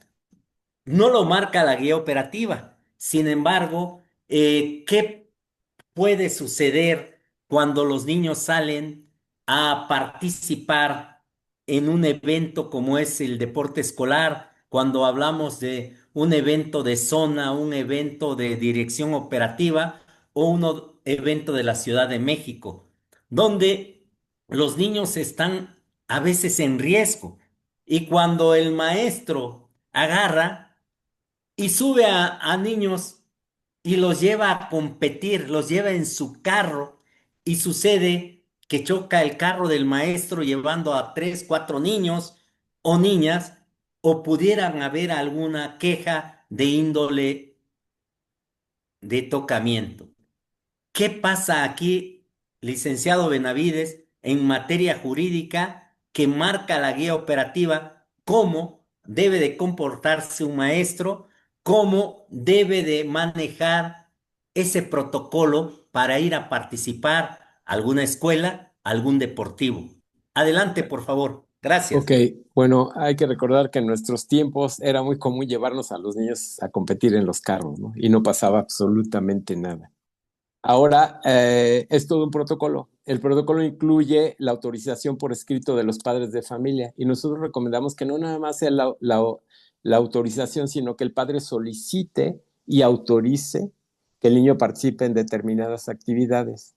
Hay situaciones, una es la de los niños y otra la de los maestros. Inmediatamente que los niños, bueno, antes de que los niños salgan a la actividad, que es una actividad extraescolar programada por el plantel, deben dar aviso al Baseguro para que el Baseguro aplique la cobertura en toda su extensión. Lo recomendable siempre que hay salidas es contar con un transporte que tenga un seguro de acuerdo con los criterios establecidos por la autoridad. Cuando no es así, es absolutamente contraindicado que el maestro se los lleve en su carro, ¿eh? Ahorita lo que estamos recomendando nosotros es que los papás sean los que conduzcan al niño y vernos en el lugar de competencia para evitar todo ese tipo de riesgos. Y aparte, contar con la autorización por escrito del padre de familia. Eso nos pone del otro lado, digamos. La otra situación es la relacionada con los docentes y el riesgo de trabajo. Inmediatamente que el docente sale del plantel por una situación escolar, está cubierto, está comisionado. Aunque no haya un documento, hay esa creencia de que, pues, denme un documento para extenderme mi comisión por escrito.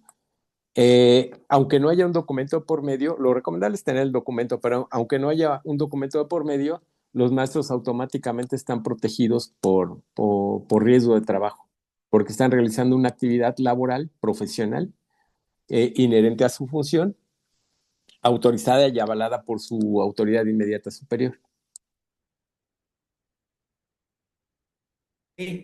Mina, ¿qué pudieras ahondar en esta parte en materia de que por tu zona escolar o en tu dirección operativa, los jóvenes niños, más bien porque es primaria, salen a competir en diversas deportes de conjunto, deportes individuales y juegos tradicionales y el deporte autóctono? Ahí, ¿cómo aplicas este protocolo de prevención con tus maestros? Adelante, por favor. Bien, número uno, hay muchos requisitos para ir a competir, muchos formatos que hay que llenar. Y bueno, ya lo dijo el abogado, el VAS seguro es un gran respaldo actualmente al educador físico para no ser perseguido por los padres de familia y que te sacan que la consulta, que el medicamento. Hoy eso ya no sucede porque va el VAS seguro. Entonces, cuando los niños no tienen el VAS seguro, así yo tenga el mejor equipo de vóley o de 3x3 en básquetbol, yo no los dejo ir, yo no, si no tienen activado el base seguro, no los dejo ir, se corre mucho riesgo. Antes, como ya se ha dicho, yo tenía un Chevrolet 51 ahí por 1983-84, trabajaba en Ixtacalco y ahí metía a todos los niños sin problema. Pero yo, como educador físico, todavía no era médico, decía, pero tengo que llevar a un papá, un chapero. Y ahí lo metía en la carcachita y llegábamos al Eduardo Molina, a la Ciudad Deportiva, y así la hacíamos. Y entonces muchas veces tenemos que buscar los aliados a los padres de familia. A ver, eh, si ustedes me acompañan, yo no tengo coche, pero si ustedes me acompañan y ya tenemos el bus seguro y todo, pues acompáñenme y hacemos equipo. Pero sí, definitivamente no dejar ir a los niños a una competencia. Y otro elemento también muy importante es el uso de imagen, es otro formato que llenan los alumnos, ¿no?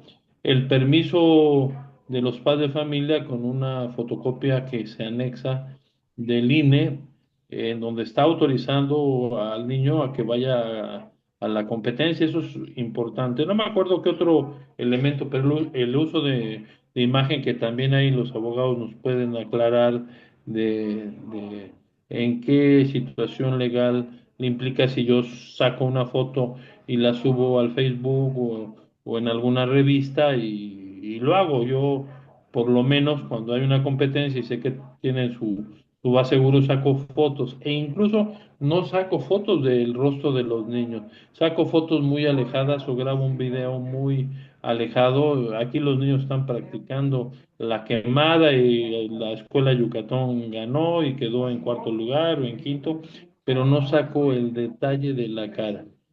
Y ya cuando están recibiendo unas medallas. En el caso de la quemada, yo le digo a la madre de familia de ese par de niños que si puedo usar la imagen de esos niños, amén de que ya firmaron el documento, para que yo ahí les dé su valor a los niños que ganaron esa competencia a nivel estatal, es decir, de la Ciudad de México. Entonces yo creo que eso es súper importante en el traslado. Algunos se atreven a llevarlos en metro, pero siempre eso está especificado en el documento y los padres de familia dan su autorización expresa con su firma y con la copia fotostática de lo asegurado. Y desde luego, dentro de este expediente que le solicitamos es que esté vigente el examen médico, sobre todo a estos niños y niñas que van a competir a juegos deportivos, a los autóctonos, etcétera, ¿no? ¿Es cuánto, Fermín? Gracias, gracias. Muy bien, miren, pues ya casi estamos llegando a la recta final, porque sabemos que algunos no han cenado porque ya van a ser casi las 9:30. Sin embargo, bueno, antes de terminar, quisiera escuchar ciertas recomendaciones de cada uno de ustedes, ¿no? Porque sabemos que hay protocolos de prevención que muchas veces no tomamos en cuenta y a veces por no utilizar nuestro sentido común, como bien lo han marcado tanto Manolo como Mina y también Enrique, que pues tuvo que ausentarse por alguna situación. La pregunta es, iniciando con Manolo, ¿qué recomendaciones le darías a todas las maestras y maestros o entrenadores también que están presentes para protegerse? ¿De qué manera podemos prevenir de que nos acusen de abuso, de maltrato, de discriminación o que excluyó al niño, al adolescente, al adulto, ¿no? ¿De qué manera, qué recomendaciones, qué protocolos de prevención, perdón, serían tan importantes en una labor, como bien lo ha dicho Mina, y lo repito yo también, que es el quehacer docente, la profesión de ser docente, que es de alto riesgo? Adelante, Manolo, por favor. Sí, en primer lugar, me parece que, bueno, ya lo comentó el abogado, es muy importante el conocimiento que se tenga de, no nada más de la guía operativa, sino de toda la norma y los protocolos que, como decíamos ahora, son externos. Antes eran 3 protocolos de prevención y 3 de actuación, de acoso, maltrato y abuso. Ahora los de prevención se unifican en uno solo, valga la redundancia, y que es el protocolo de violencias en la escuela. En el ámbito que más nos preocupa a nosotros y que estamos pronosticando que con motivo de esto de la disculpa pública haya más casos recurrentes de quejas falsas en contra de docentes, es el de abuso sexual. Aquí la recomendación por excelencia actual de nosotros es la colocación de cámaras de video. Las cámaras de video en la práctica han salvado a muchos maestros de problemas. Hay incluso un caso que me tocó llevar a mí personalmente, donde hubo que exhibir una memoria, un disco duro externo con los videos de 7 cámaras de seguridad de una escuela durante el periodo de 3 meses, uno acompañando el acta administrativa y otro acompañando el proceso ante la fiscalía. Pero los videos fueron determinantes. Ese es un ejemplo de varios que han ocurrido. Tenemos un caso de un maestro que usa una GoPro personal, maestro de educación física. Obviamente debe tener autorización para eso, ¿no? Es como los motociclistas que ahora traen sus cámaras o en los vehículos que ahora traen sus cámaras. A lo mejor el maestro está extremando precauciones, pero como medida preventiva, la medida preventiva por excelencia ahorita es contar con las cámaras, sobre todo en las partes críticas como los sanitarios y los puntos ciegos de las escuelas, porque a veces no es que se esté enfocando al maestro, sino que tal o cual situación establece el padre de familia que fue ocurrida en los sanitarios, por ejemplo.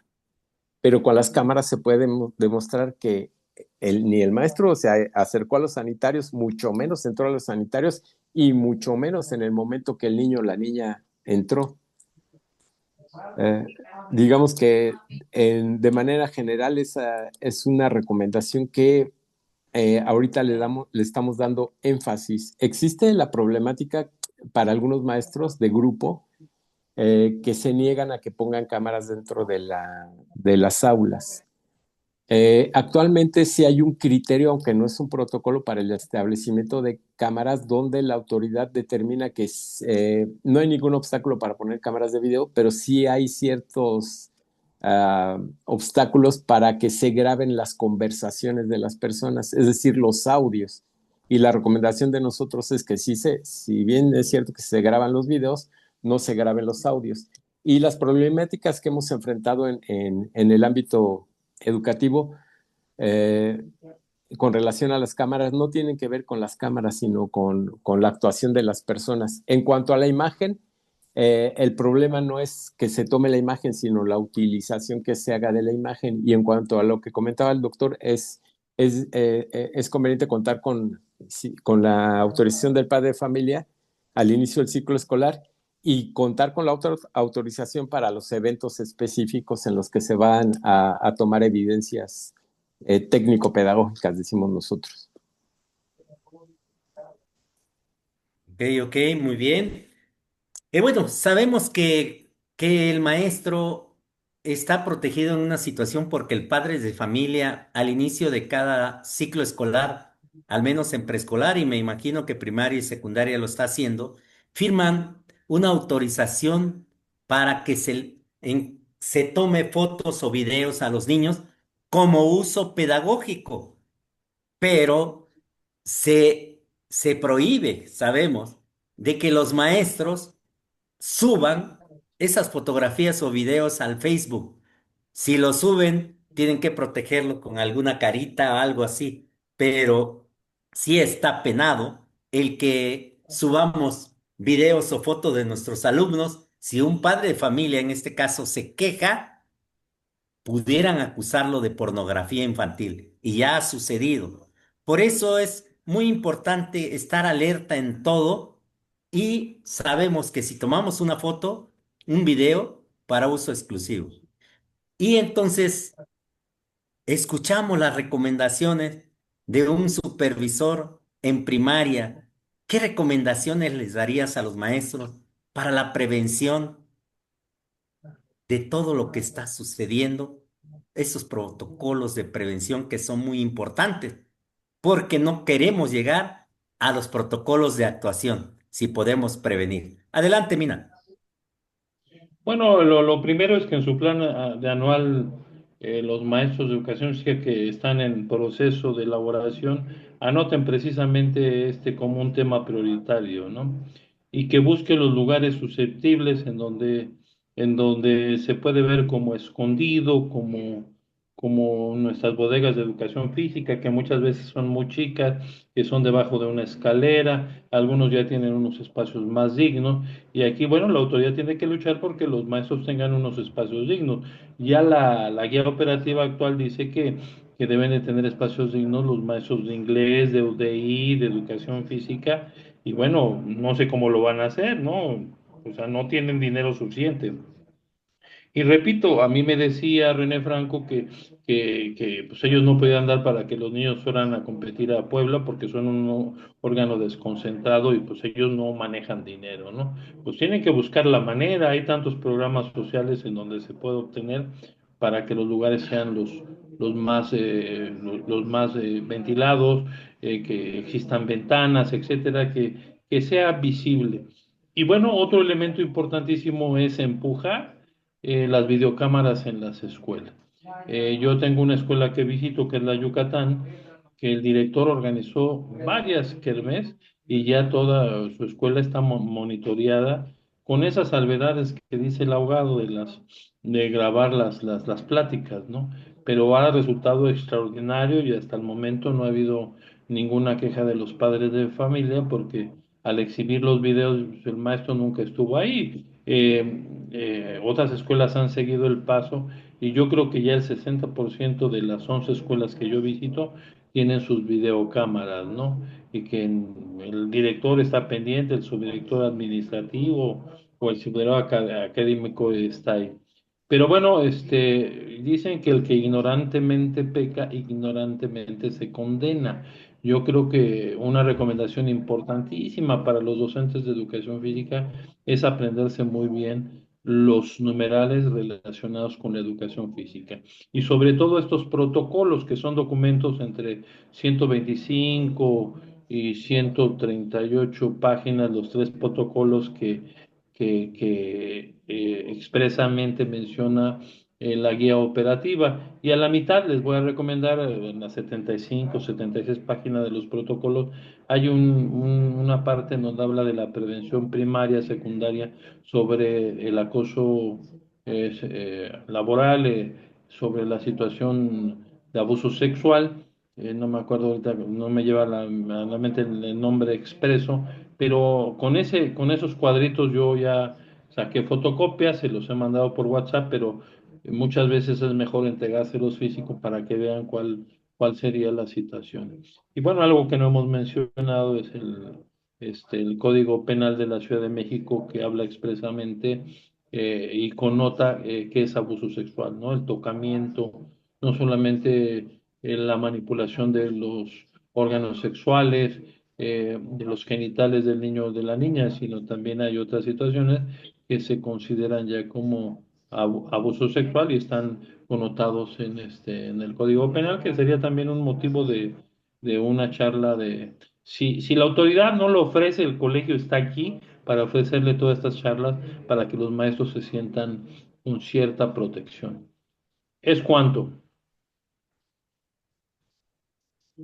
Gracias, Mina. Bueno, antes de finalizar y despedir el programa, aquí nos pone en el chat de Jesús Bandera, ¿cómo puede el Colegio Mexicano de Educadores Físicos dar asesorías para atender a pueblos indígenas? Yo puedo dar una opinión como lo estoy haciendo en una escuela indígena de San Antonio, Tezoquiapan, en el estado de Hidalgo.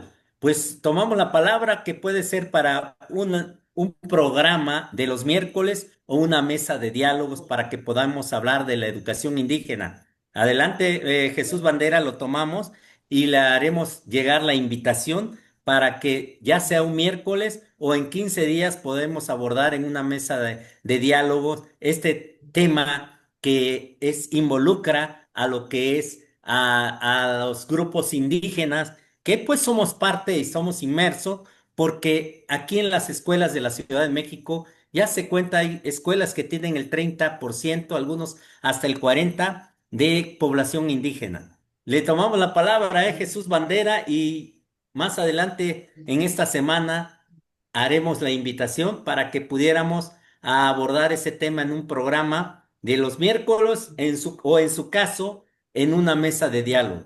Gracias.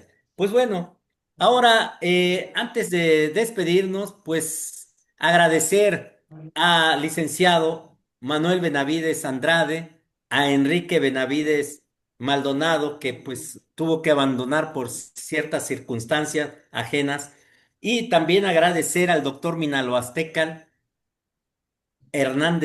Vázquez Hernández, ya me estaba comiendo el Vázquez, pero siempre está con nosotros, es parte del cuerpo directivo del Colegio Mexicano de Educadores Físicos. Pues agradecemos la presencia de cada uno de ustedes que nos ven a través de la página del Colegio Mexicano de Educadores Físicos o Facebook, YouTube o en otras redes sociales. Todos los miércoles a las 3:15 estamos con ustedes y cada 15 días una mesa de diálogos que próximo estaremos con Jesús Bandera. Y gracias Manolo y enviamos un saludo para Enrique y un agradecimiento y nuestro reconocimiento con la participación de manera jurídica y que en esta noche se revisó lo que es la guía operativa, haciendo un análisis, una interpretación de esta guía. Pero sabemos que no debemos de interpretar, se debe de actuar conforme a la realidad. Gracias y nos vemos en Gracias. la próxima. Hasta pronto. Un Gracias. abrazo. Gracias. Buenas noches, gracias, licenciado, un abrazo. Un Y abrazo, que estén también muy a bien. otro abogado. Hasta luego. Muchas gracias. Gracias y nos despedimos y buen provecho.